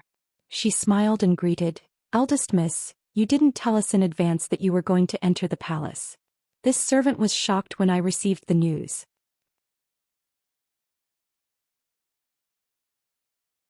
Chapter 217. I wanted to give you a surprise. Yi Jioge also smiled. This is indeed a big surprise. She was so happy that she wanted to come out and pick you up personally. Hongxiu smiled. This is too much. Yi Jioge knew that Hongxiu was joking, so he said a few words. Yi Jioge entered splendid palace and saw Imperial concubine Xi standing in the palace. Although it was just a simple white dress, it didn't damage her imposing manner at all. She was unreachable like the clouds, completely worthy of her title of Imperial concubine. When Imperial concubine Xi saw Yi Jioge, she immediately greeted her with a smile. She held her hand and said, "Little heartless, you finally know to come see me first after coming out of seclusion." Yi Jioge heard Imperial concubine Xi call herself "I," and felt slightly relieved.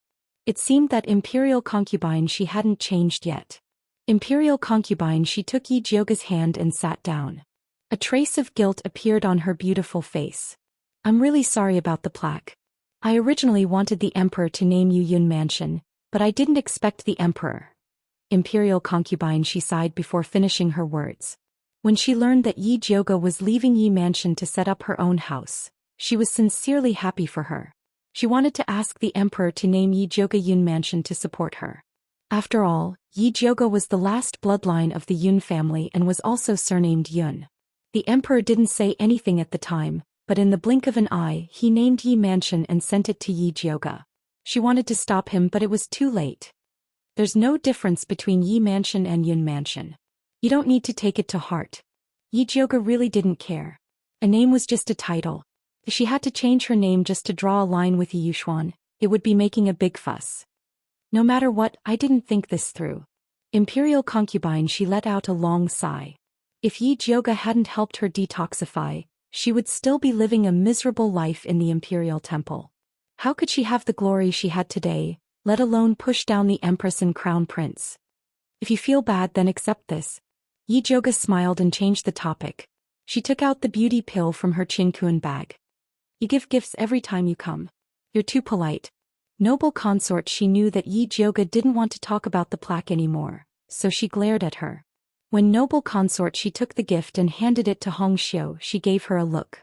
Hongxiu took the gifts knowingly and left with all the palace maids.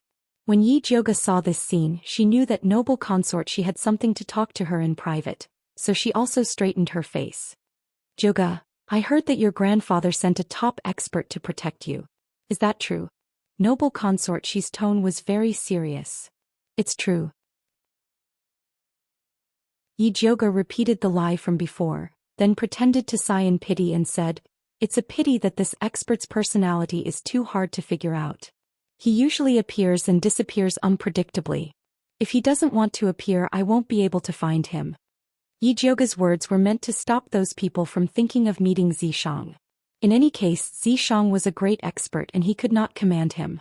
If he wanted to see Zishang, he could go and find him himself.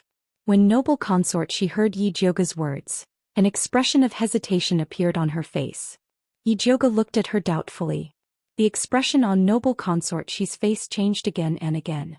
Finally she hardened her heart and said, "I've heard a rumor about Master Yun before, but I don't know if it's true or false. Whether it's true or false, please tell me directly." Yi Jioge sat up straight, showing that she took this matter very seriously. "You also know that I've been inquiring about Master Yun's whereabouts before. Later I accidentally heard a news that Master Yun had been secretly killed because of a treasure map. After noble consort she finished speaking, she looked at Yi Jioge worriedly. Yi Jioge's face immediately turned pale. This expression was half real and half fake. She had suspected that the treasure map was related to her grandfather. Now, noble consort she's words were just to help her confirm it. But she didn't expect that her grandfather had been killed. Speaking of which, when she first returned from the 10,000 zhang abyss, Yi Yuxuan's attitude was very strange, as if he had already determined that her grandfather was gone. Yi Jioge closed her eyes hard. When she opened them again she had already calmed down. She asked noble consort where did you hear this rumor? It's not convenient to say. The most important thing right now is to find out whether the identity of that great expert is true or false. Noble consort she avoided Yi Jioge's gaze. She couldn't tell Yi Jioge that she had eavesdropped on this matter from Xianwu Emperor. Although she used to hate Xianwu Emperor, with the death of the Empress and Dongfang Ke moving into the East Palace, her hatred gradually faded. No matter what, her and Keir's future depended on this man. No matter how much she hated him, she couldn't deal with him. She only told this news to Yi Jioge because of their past relationship. I understand. Thank you for telling me, Your Highness. Yi Jioge nodded. She knew that she was in big trouble this time. Her grandfather's disappearance was related to the treasure map. Now that Zhishang had appeared under his name, didn't it mean that Zhishang knew the whereabouts of the treasure map? Those who wanted the treasure map would probably swarm over. However, this was also an opportunity. Those who knew that her grandfather was related to the treasure map would definitely know the truth of her grandfather's disappearance. Or rather, the truth of her grandfather's death. Thinking of this, Yi Jioge's heart was in a mess. He didn't want to stay any longer and got up to leave. Noble consort she didn't try to keep him. She only said, "Be careful in the future." Your Highness, Jioge will remember your good intentions. Yi Jioge felt that it was the right decision to spend so much effort to save noble consort she. Noble consort she smiled and said meaningfully, "You should thank Keir instead of me. He's always been thinking about you." The reason she was willing to tell this secret was related to Dongfang Ke's tacit consent. Don't worry, Your Highness. I've always remembered His Highness Prince Dongling's matter. I've already found a way to cure him of the remaining poison, Yi Jioge promised solemnly. Although the poisonous earth dragon goo had cured most of the poison in Dongfang Ke's body, the most important part hadn't been completely cured. When Junichen returned, he could use his natal goo to cure Dongfang Ke completely. Noble consort she didn't expect Yi Jioge to be so straightforward and not understand the meaning behind her words. She smiled helplessly, but in her heart she understood that Keir and Yi Jioge probably weren't fated to be together. Noble consort she summoned Aunt Hongxiu and had her send Yi Jioge out of the palace. When he passed by the imperial garden, he saw Dongfang Ke standing under a red flower tree in the distance. He wore a golden crown with 7 pearls on his head and a deep purple robe embroidered with a 5-clawed golden dragon. His handsome face was still gloomy, but when he saw Yi Jioge walk over, his eyes couldn't help but light up. Your Highness, why are you here? Yi Jioge asked in surprise. I've been waiting for you here. Dongfang Ke looked at Yi Jioge with an especially gentle gaze. Yi Jioge didn't notice and asked straightforwardly, "What instructions does Your Highness have?"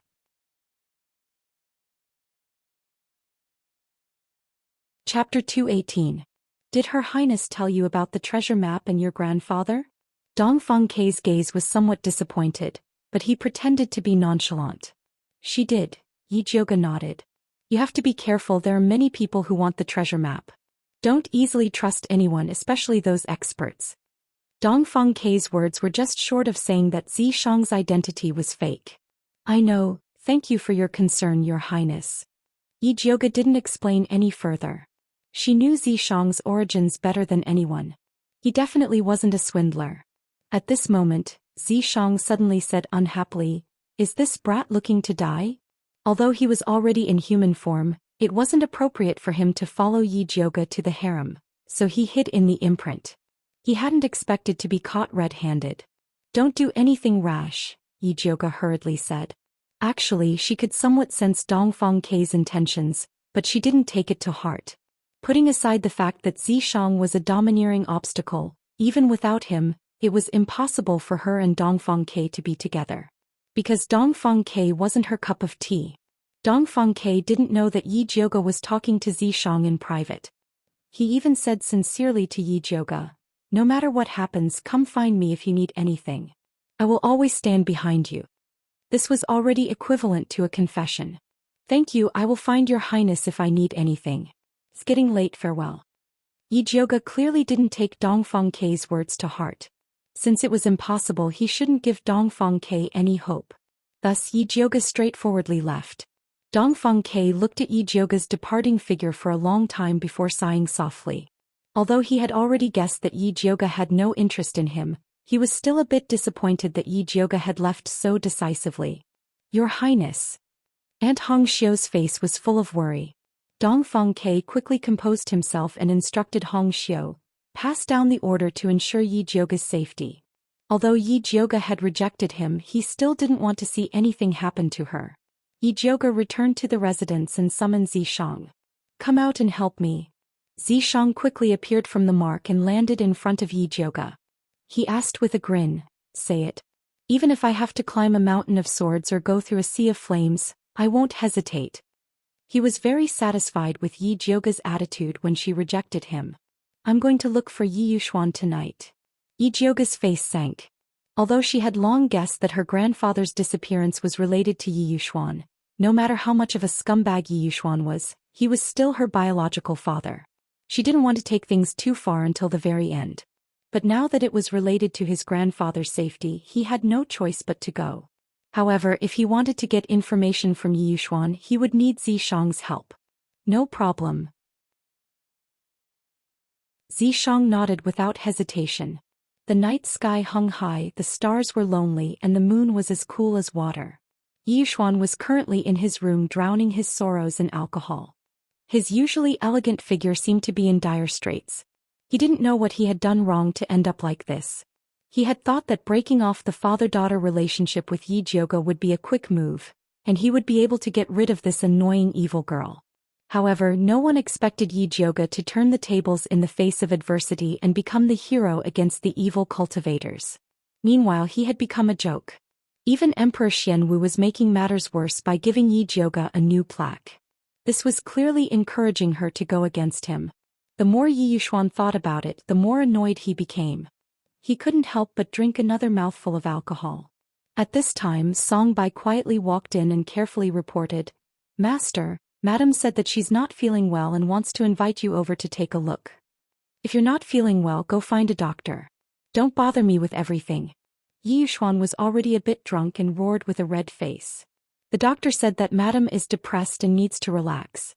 Songbai said with a bitter face. Ever since second young miss was sent away by Master, Madam had been crying all day. However, Master seemed to hate her to the extreme and hadn't even come to see her for a long time. The servants were stuck in the middle and were bullied on both sides. "Tell her that if anything happens to the child in her stomach, she won't be able to live," Yi Yuxuan said fiercely. If it wasn't for the unborn child, he would have written a divorce letter and told Su Yufeng to scram a long time ago. Songbai didn't expect Master to be so heartless towards Madam. His heart pounded and he didn't dare to say anything else. He hurriedly left. Yi Yuxuan still hadn't vented his anger. He picked up his wine cup and smashed it against the wall. He angrily shouted, "Slut, stupid woman." Back then he thought Su Yufeng was a smart person. He didn't expect her to be even more stupid than a pig. "If she's a stupid woman, then aren't you even more stupid?" A cold voice rang out. "Who is it?" Yi Yuxuan fiercely looked around and saw a slim figure wearing a sky-blue dress standing by the mahogany window. Her black hair was simply tied into a snake bun with only a pearl hairpin. A few strands of hair fell to the side of her fair cheeks. Her eyebrows were black and her eyes were like peach blossoms. Her facial features were exquisite and overflowing with spiritual energy. She was like a fairy that had fallen to the mortal world. "Jiao Jiao!" The drunk Yi Yuxuan cried out. "You don't have the right to call me that," Yi Jioge coldly replied. Ever since she found her mother's life-saving pill in the secret compartment of the study, she knew that this scumbag of a father's love for her mother was fake. Yi Yuxuan's muddled mind finally woke up. The girl in front of him wasn't his first wife, Yun Jiao. She was clearly the evil girl Yi Jioga. What are you doing here? Yi Yuxuan shouted fiercely. He already knew that Yi Jioga wouldn't come back. The current situation clearly showed that she didn't come with good intentions. Let me ask you, does grandfather's disappearance have anything to do with you? Yi Jioga didn't bother being polite with his scumbag father and directly asked. What nonsense are you talking about? What does your grandfather's disappearance have to do with me? Yi Yuxuan raised his voice and glared fiercely at Yi Jioga like an enraged bull. However, Yi Jioga could see the weakness in his heart and coldly stared back at him. Cold sweat gradually appeared on Yi Yuxuan's forehead. That face that resembled Yun Jiao gave him incomparably great pressure. His throat moved and he couldn't help but guiltily look away. Suddenly he noticed that there were 3 shadows on the dimly lit ground. The extra shadow was standing beside Yi Jioga. Yi Yuxuan abruptly looked up, but there was nothing beside Yi Jioga. No, there must be something fishy going on. An extremely beautiful face flashed through Yi Yuxuan's mind, and his heart immediately trembled. Must be that expert called Yizi beside Yi Jioga. Yi Yuxuan was just about to question Yi Jioga when he realized in horror that the shadow suddenly pounced towards him. The next moment he froze on the spot, unable to move.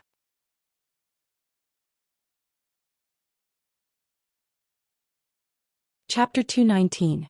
A pair of cold purple vertical pupils appeared in front of Yi Yuxuan. Like a bottomless well, they surged and flowed in a strange and extraordinary manner. Then the purple vertical pupils split into 4 and kept spinning like a dazzling kaleidoscope. Yi Yuxuan's eyes also spun like mosquito coils, his expression becoming more and more lifeless. All right. Zishang retreated to Yi Jioga's side, indicating that she could ask questions. Did you cause the Yunwei Sea? Yi Jioga stared at Yi Yuxuan's eyes and asked. No, I was just instructed by someone back then. Yi Yuxuan honestly explained everything with a wooden face. Back then, as a son-in-law, he was looked down upon everywhere and had always been resentful. Later, a masked man came and gave him a poison pill, asking him to find a chance to give it to the Yunwei Sea.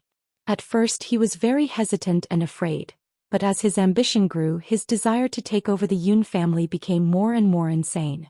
In the end he used Yun Jiao to poison the Yunwei Sea. After being poisoned, the Yunwei Sea disappeared and was never heard from again. After the weak Yun Jiao fell ill, he quietly changed the dynasty of the Yun family to the Yi family. Later, Yun Jiao seemed to have discovered something and raised doubts, even wanting to take back the Yun family's things. Seeing this, Yi Yuxuan immediately panicked. He didn't dare to harm Yun Jiao, so he only secretly replaced the supreme-grade pills she took with substandard ones. Just like that, he watched his wife die of illness. Because of these shameful things, he disliked Yi Jioga, who carried the Yun family's blood. It was as if Yi Jioga's death could cover up his ugly crimes. After Yi Yuxuan finished explaining, he continued to stand where he was, stupefied. The room was as quiet as a grave. Kill him? Zishang asked Yi Jioga. For a moment, Yi Jioga really wanted to kill Yi Yuxuan, this heartless scumbag of a father. But suddenly Yi Rui's petite figure appeared in his mind. Yi Yuxuan was also Yi Rui's father. Although he was scumbag to the 5th aunt, he was still good to his talented daughter.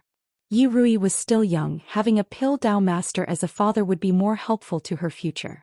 Just give him the spirit-dispersing pill, Yi Jioga said coldly. To a spiritualist, the gradual disappearance of one's cultivation base was the most painful. By the time Yi Yuxuan became trash, Yi Rui would have grown up. Let this scum of a father live in pain forever. That was the ending he deserved. It's nothing. Zishang took out a bottle of spirit-dispersing pills, wrapped them with his demonic energy, and buried them in several major acupoints on Yi Yuxuan's body. In this way, Yi Yuxuan's early cultivation wouldn't change much, but when he discovered it, it would be too late. Let's go. Yi Jioga no longer looked at his father and left with Zishang. The journey back was a little dull. Yi Jioga's heart was heavy. He didn't want to say anything. At this moment, Zishang suddenly said, Your grandfather might not be dead. You don't have to comfort me. Yi Jioga stared straight ahead without turning his head. According to Yi Yuxuan, the poison pill's effects were fierce, and the poisonous gas was overbearing. Grandfather was probably dead. I'm not comforting you. If your grandfather is really dead, his corpse should have appeared, not gone missing. Maybe he's still looking for a way to cure the poison and waiting for you to find him, Zhou said seriously. You're right. Grandfather must be waiting for me. Yi Jiuge's fighting spirit was instantly ignited. Not only did she want to save her grandfather, but she also wanted to find the black-clothed man who plotted against her grandfather. Yi Jiuge thought about it, and the only clue she had was the treasure map. She returned to the mansion and immediately took out the treasure map. Currently she only had 1.5. She got one from the crown prince. Yi Yu gave her half and Yi Yunji still had the other half. Yi Jiuge had a feeling that she might be able to find some clues about her grandfather's disappearance from the bloodthirsty ancestor. After all, the bloodthirsty sect was very good at poison pills. After Yi Jiuge decided to go to the Blood Cloud Peak to deal with the bloodthirsty ancestor, she sent an invitation to Bai Songling and Wan Xiang, inviting them over for a chat. The two had long wanted to meet Yi Jiuge, and immediately rushed over after receiving the message. Yi Jiuge received them in the hall. The three of them greeted each other and exchanged some pleasantries. Yi Jiuge then pretended to be chatting and asked Bai Songling, "Brother Bai, I heard that Junichen has already refined the tracking goo. Did you guys find Su Junqing?" While Yi Jiuge was in seclusion, Junichen, Luo Tian, and Yi Yu had been helping Bai Songling and Wan Xiang to search for Su Junqing, and the tracking goo was successfully refined. No, Junichen said that Su Junqing has escaped to the Blood Cloud Peak.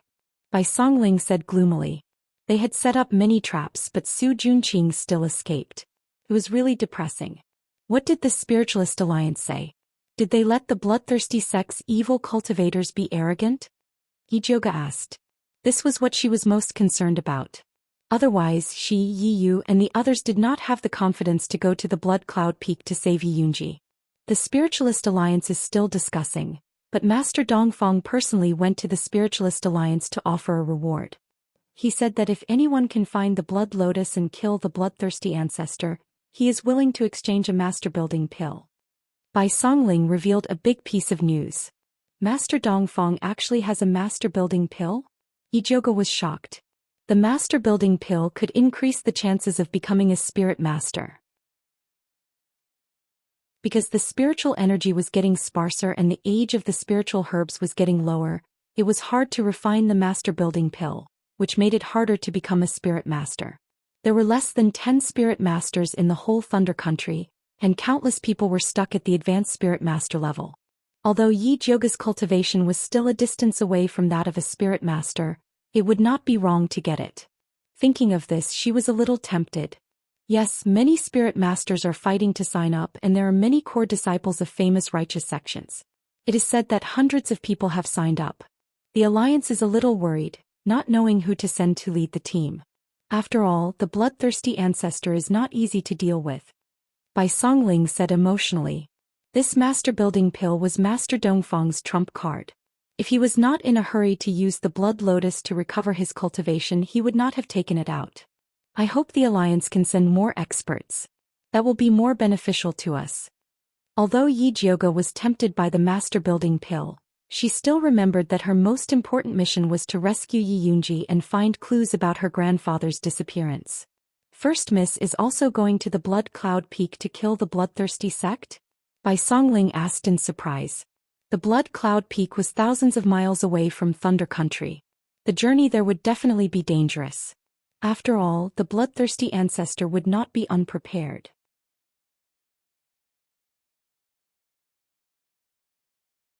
Chapter 220. Yes, Yi Yu is going to the bloodthirsty sect to save his sister. Luo Tian and Junichen are going to avenge their clansmen. As their friend, I have to help them. Yi Jiuge didn't mention the treasure map. Even though she was friends with Bai Songling and Wan Xiang, she didn't forget that they were from the imperial court. After all, Emperor Xianwu was also very ambitious about the treasure map. With Senior Yi Zi here, First Miss will definitely be able to kill the bloodthirsty sect ancestor and get the Blood Lotus, Bai Songling said and looked at the handsome man standing behind Yi Jiuge. This great expert called Yi Zi had become a famous person in Shangjing recently. Countless people wanted to get to know him and ask about Master Yun's whereabouts. Unfortunately, this great expert came and went like a ghost. He had a strange personality and didn't care about people. Even people who were close to Yi Jiuge didn't have a chance to talk to him. Zhishang, who was standing behind Yi Jiuge, didn't hear Bai Songling, His lazy look made it seem like he hadn't woken up yet. Big brother Bai, you flatter me. Yijioga smiled and changed the topic. Big brother Bai and big brother Wan, do you want to come with us? We want to go too, but we don't have the time. Bai Songling had a regretful expression. Now that Dongfang Ke had just become the crown prince, there were many things he needed their help with. They couldn't go even if they wanted to. Since you two are in Shangjing, I will need you two to take care of my Yi mansion. Yijioga smiled. If it wasn't for Bai Songling and Wan Xiang, Elder Huo wouldn't have accepted the imperial plaque so easily. Don't be so polite with me. Bai Songling pretended to be unhappy. Ever since they returned to Shangjing, he realized that Yijioga's relationship with them had become distant. Although it was because they were serving different masters, it still made him feel bad. If he could, he wanted to follow Yijioga like Yi Yu and Luo Tian. Unfortunately, the Bai family had done him a great favor. His life belonged to the Bai family, and Dongfang Quebec Wanxiang was the same. Back then, when the Wan clan was wronged and their entire clan was killed, it was all thanks to the Bai clan that they were able to clear their name. They had to repay this debt of gratitude. Yijioga also knew that it was impossible for them to go, so he said, I have another matter that I would like to ask for your help with. Just tell us what you need. As long as we can do it, we will definitely help, Bai Songling said without hesitation. The two of you also know that the bloodthirsty sect is not easy to deal with, so please help me find out more about the Spiritualist Alliance. Yijioga didn't stand on ceremony with them. They had some connections in the Spiritualist Alliance. Don't worry, we will inform you as soon as we have news. Bai Songling and Wan Xiang talked with Yijioga for a while. Seeing that it was getting late, they got up at the same time and said, we still have work to do. Goodbye. Both of them were now promoted. Bai Songling was transferred to the Imperial Army as a commander, and Wan Xiang was promoted to the Minister of Justice. The two of them were extremely busy every day. Today they finally managed to squeeze out some time to see Yijioga, so they had to leave after discussing some matters. I'll send you off. Yijioga stood up. It's just a few steps. There's no need to send me off. If you continue to be so polite, I won't come again, Bai Songling said jokingly. All right, let Elder Huo send you off. As an advanced spiritualist, Elder Huo could completely represent Yijioga. This way, please. Elder Huo came forward in time and personally sent the two of them off. The hall was empty in the blink of an eye. Yijio returned to his seat and picked up a teacup to moisten his throat. Just as he was about to speak to Zishang, he suddenly raised his hand and flicked a black-purple spirit light toward the roof. Who's there? Yijioga immediately looked up. He saw Yi Yu, Luo Tian and Junichen fall from the roof beam like dumplings. What the hell are you doing? Yijioga put down his teacup and looked at Junichen with a puzzled expression. I don't want to run into that chatterbox Bai Songling, so I wanted to hide on the roof. Junichen looked at Zishang with some fear. Ever since he absorbed the drop of blood essence from the bloodthirsty patriarch, his cultivation had greatly improved. He thought he could give Yijioga a scare, but he didn't expect to be knocked down as soon as he touched the roof. This devilishly handsome man was indeed an expert. His accurate judgment was too terrifying. No wonder he could kill Xiong Yunhu, who was on a rampage. Boring, childish. Yijioga instantly understood Junichen's intention to show off. Kesuke, a little brat is a little brat. He used to pretend to be arrogant and cold, but now he finally showed his true colors. Luo Tian had always been indulgent toward Junichen, so accompanying him was understandable. But Yi Yu wasn't a child anymore. How could he be as mischievous as Junichen? Yijioga thought about this and asked Yi Yu, Junichen and Brother Bai are at odds, so it's normal that they don't want to see each other. Why don't you want to see them? It's not that I don't want to see them, but I don't want them to know about the treasure map. Yi was also very direct. He and Yijioga had the same idea. The treasure map had to be hidden from them. They know you have the treasure map? Yijioga was a little surprised, but he understood after thinking about it. When Su Junqing and the Crown Prince worked together to destroy the Yi family, it only took a little speculation to understand what had happened. Yes, a lot of people have been asking about the treasure map recently. Miss, you must be careful. Yi was very worried. The treasure map was originally an extremely secretive matter, but now that it was exposed after the Crown Prince fell, the situation in Shangjing was very chaotic. It's useless to be careful. At this time, we have to take the initiative and try to collect the treasure map as soon as possible. This time, the Spiritualist Alliance is going to deal with the bloodthirsty ancestor. We have to take this opportunity to save your sister. Yi Jioge said decisively. Okay.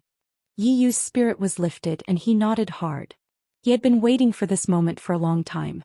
At this time, Zhou Xian, who had been quietly listening on the side, suddenly asked Yi Jioge, if there was a treasure map in front of you, how much would you pay to buy it? From what you said, do you have a treasure map? Yi Jioge raised his eyebrows. The Blood Cloak tribe had always been low-key and they didn't seem like people who would participate in this kind of thing. Yes, our tribe has a treasure map that has been passed down for generations. If you are willing to teach me beast language, I will give it to you. Zhou Xian really wanted to learn beast language from Yi Jioge. I can't teach you beast language. This is a bloodline ability passed down to me by my grandfather's ancestors. Yi Jioge and Zhou Xian had already rehearsed the lines, so he just needed to push it to his grandfather. Zhou Xian frowned. If it was a bloodline ability, then there was nothing he could do. Thus, he simply changed his condition.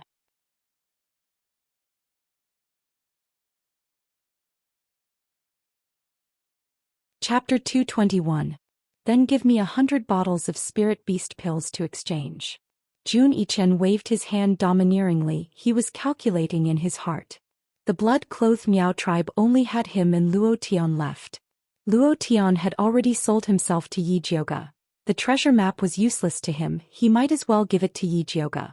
When she went treasure hunting, he and Luo Tian would go and help her. They could exchange the treasures for spirit beast pills. In short, the spirit beast pill was the greatest benefit. This is too troublesome. How about I give you the spirit beast pill recipe? You can refine as many as you want. Yi Jioge was chased by Zhou Xian for spirit beast pills every day. He was so annoyed that he wanted to give the recipe away to save trouble. I am not interested in refining pills. Zhou Xian shook his head. He was sure of Yi Jioge. All right, 100 bottles it is, but I don't have time to refine now. I will give you 10 bottles first. I will give you the rest 15 days later. Yi Jioge said helplessly. Also, don't forget the debt from buying the goo worms. Zhou Xian added seriously. Even if I want to forget, I need a chance. Yi Jioge was very unhappy. Cough, cough. At this time, Luo Tian suddenly covered his mouth and coughed a few times, then pretended to say casually, if it is convenient, how about giving me this month's spirit beast pills?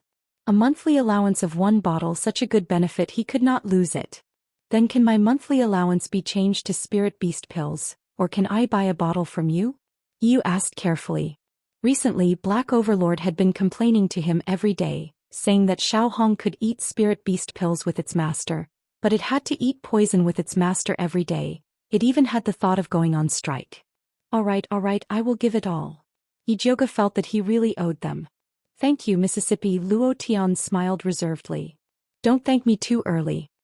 Yi Jioge glared at Luo Tian, then said to Zhou Xian, if you want to get spirit beast pills, you have to do something for me. What is it? Zhou Xian looked at Yi Jioge vigilantly. Don't mention it if it's too difficult. It's not difficult. It's just that the newly appointed Crown Prince Dongfeng Ke still has remnants of the frost spider's king poison in his body. I would like to ask you to help him resolve it. Yi Jioge felt that his request was not too excessive. If it weren't for her help, Zhou Xian wouldn't have been able to obtain Ancestor Bloodthirsty's blood essence. Now that he was asked for a small favor, he probably wouldn't refuse. It's a piece of cake. I'll just make a trip there myself tonight. Zhou Xian patted his chest in satisfaction. Yi Jioge was stunned. He felt that there was something wrong with Zhou Xian today. In the past, Zhou Xian rarely had any expressions. Today, however, his expression was so rich that it was scary. It was as if all his emotions were displayed on his face. You've also noticed that young master is different. Zhou Xian actually smiled at Yi Jioge. Those little white teeth were really frightening. Are you possessed by something evil? Yi Jioge asked suspiciously. Tui, you're the one who's possessed by something evil. Zhou Xian glared at Yi Jioge in dissatisfaction. Then he said proudly, after I refined the bloodthirsty old man's blood essence, my cultivation rose greatly. My soul became one. This is my true appearance. His appearance was really unlikable. Yi Jioge couldn't help but look at Luo Tian. She had a feeling that Zhou Xian's behavior wasn't that simple. Luo Tian avoided Yi Jiuge's gaze and didn't say anything. Although he had already sold himself to Yi Jiuge, this was related to his young master's secret. He decided to remain silent. Seeing that, Yi Jiuge didn't ask any further. Instead, he mentioned another matter. Since we've already decided to go to Blood Cloud Peak to deal with Ancestor Bloodthirsty, then we have to start preparing everything. I'll be in charge of the elixirs. You guys are in charge of gathering information about Blood Cloud Peak and paying attention to the Spiritualist Alliance's movements. After Yi Jiuge finished speaking, he asked Luo Tian, "You guys should be very familiar with Blood Cloud Peak. Is there anything that we need to pay attention to? We've already left Blood Cloud Peak for 3 years. These few years, Ancestor Bloodthirsty hasn't stopped exaggerating. As for the specific changes, we need to investigate further." Luo Tian said cautiously. "Then we'll investigate while preparing." Yi Jiuge wasn't worried about this. After fighting with Lu Yunfei and the other evil cultivators, they more or less had some confidence. Currently, goo worms were the biggest weapon against Bloodthirsty sect. Thinking of this, Yi Jiuge turned to Zhou Xian and said, "You should cultivate more goo worms during this period of time in case of emergencies. Do you think goo worms are cabbages that you can cultivate whenever you want? You need to have the capital first." Zhou Xian rolled his eyes. He wanted to ask for spirit beast pills but was stopped by Yi Jiuge. "It's fine if you don't want to cultivate them. Then you can go take revenge yourself." Zhou Xian's words were immediately stifled. He glared at Yi Jiuge hatefully. Luo Tian quickly smoothed things over. "Eldest miss, don't worry. Young master knows what he's doing. He has been cultivating goo worms during this period of time. He's already harvested a batch." "That's good." Yi Jiuge was still very confident in Luo Tian. Seeing that it was getting late, she stood up and said, "If there's nothing else, let's disperse. Then I'll leave first." Yi Yu was in a hurry to gather information about the Spiritualist Alliance. Luo Tian and Zhou Xian also left. Their tasks were more important. Cultivating goo worms wasn't that easy. After Yi Jiuge sent them off, she went to the alchemy room to prepare to refine pills. She had just taken out the herbs to refine spirit beast pills when she suddenly heard Zishang say, "There's something wrong with that kid, Zhou Xian." "What's wrong?" Yi Jiuge stopped what she was doing and looked up at Zishang. Zhou Xian's cultivation of the human goo art is very dangerous. First, he places a part of his soul on the natal goo. During the process of the natal goo cultivating into a human form, the two will constantly be in contact. Although his cultivation increased after absorbing the bloodthirsty ancestor's blood essence, there's a problem with the compatibility. "Don't you think he's too lively?" Zishang asked. "Now that you mention it, it's a little true." Yi Jiuge originally thought that Zhou Xian had an outburst of a child's nature. She didn't expect that it was actually qi deviation. She immediately asked anxiously, "Then what should we do now?" Zhou Xian was their secret weapon against the bloodthirsty ancestor. If anything went wrong, it would be troublesome. This is his cultivation. He can only endure it by himself, Zishang said indifferently. He had already done his best to remind Zhou Xian. As for helping, he wasn't that kind. He's still so young. How can he endure it? Yi Jiuge frowned worriedly. No matter how Zhou Xian pretended to be mature, he was still just an 11-year-old child. Yi Jiuge didn't think that he could endure it. "Don't make dirty jokes." Zishang's face was stern. "Damn you. What kind of situation is this? You're still making such boring jokes." Dirty jokes? She was even talking dirty jokes.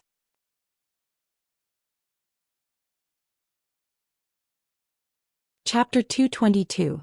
Zishang saw that Yi Jiuge was about to turn hostile, so he cleverly changed the topic. "If you really want to help him, why don't you try using the white bone flame to refine spirit beast pills?" "Are you kidding me? The white bone flame is ghost fire and can only be used to refine Yin pills.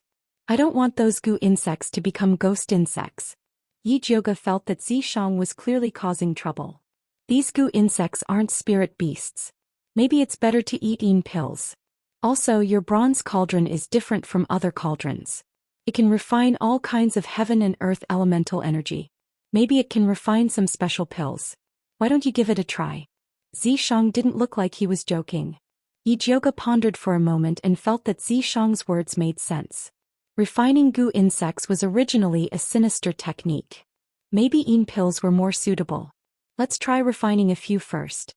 As a pill refiner, Yijioga didn't lack the fearless spirit to try. Other than the white bone flame, she also wanted to improve the spirit beast pill formula. Although the previous spirit beast pill contained a good amount of spiritual energy, it was very bitter and was comparable to poison. Yijioga had eaten one before and the nauseating feeling greatly reduced the absorption effect. She had always wanted to improve this point and did a lot of research. She already had a plan in mind and could test it today. Yijioga wanted to add vermilion fruit and nepenthes to the original spirit beast pill formula. The vermilion fruit tasted very sweet after refining and was a child's favorite. When she refined the Peiyuan pill for Yirui, she specially spared some. It tasted very good and Yirui ate it happily. Later, she accidentally discovered that if a certain proportion of nepenthes was added to the vermilion fruit, the taste would become even more delicious and sweet. Yijioga took out the small bronze cauldron.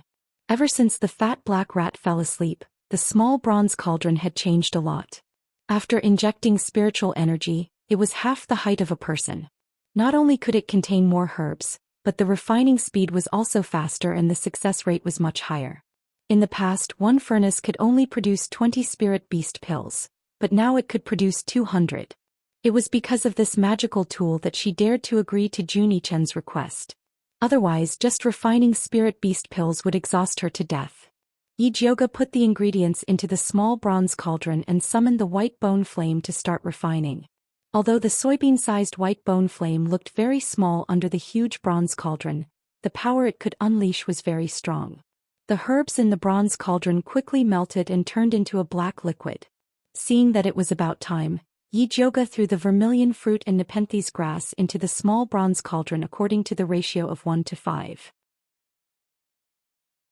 The vermilion fruit and forget worries grass turned into a dark red liquid, perfectly fusing with the solution of the spirit beast pill, finally turning into red bean-sized pills.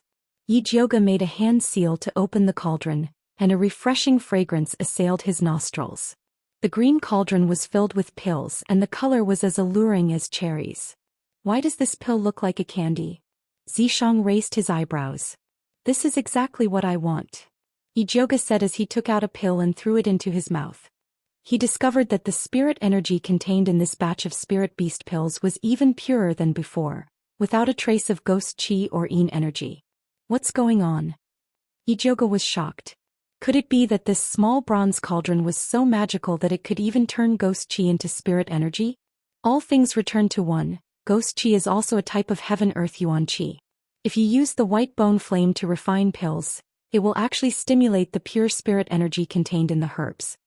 Zhishang's head rested on top of Yijioga's head as he looked at the cauldron of spirit beast pills. For some reason he felt that he was starting to salivate. That makes sense. Yijioga thoughtfully nodded her head.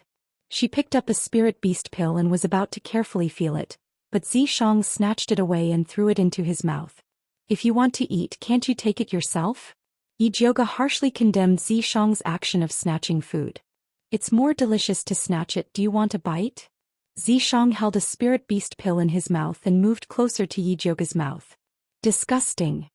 Yijioga pushed Zhishang's head away. She did not want to eat this evildoer's saliva. Zhishang pressed the back of Yijioga's head and forcefully invaded. He tyrannically pushed the pill into Yijioga's mouth and tangled with her. This was a very, very sweet kiss. Especially after the spirit beast pill melted, it gathered into a dense spiritual energy that flowed down Yijioga's throat and into her stomach. It was warm and comfortable.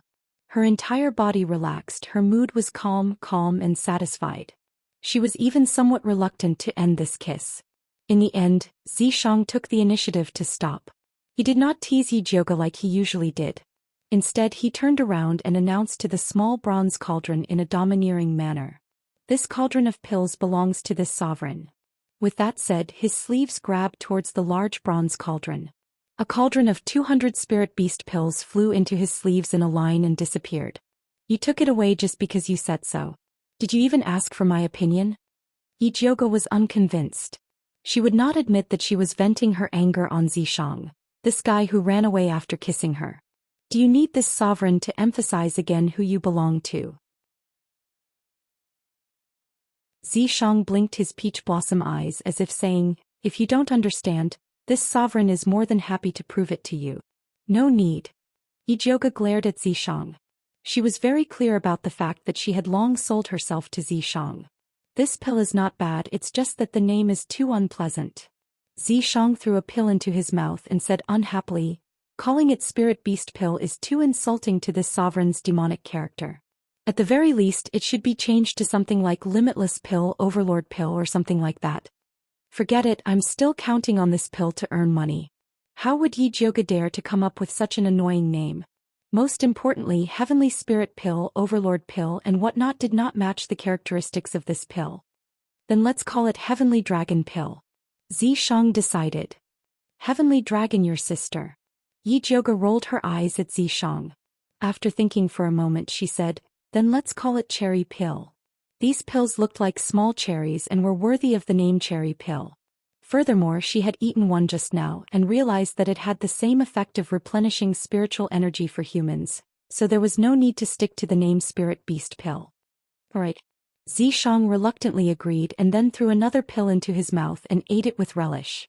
Ijoga could not help but raise her eyebrows. She did not expect that Zhang was such a demonic person who loved to eat candy. Perhaps in the future she could use this point to make an issue out of it, such as threats and temptations. Ijoga thought about all sorts of things in her heart, but her hands did not stop moving. Very quickly she refined a new batch of Spirit Beast pills. This time she did not wait for Zhang to snatch them and quickly kept the Spirit Beast pills. Then she began to carefully study the characteristics of this new pill. When she ate the first pill she only felt that it was filled with spiritual energy.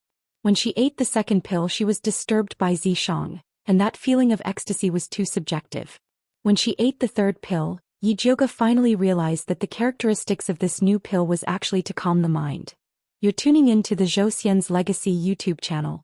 Don't forget to subscribe and join us on this journey to catch the most captivating stories.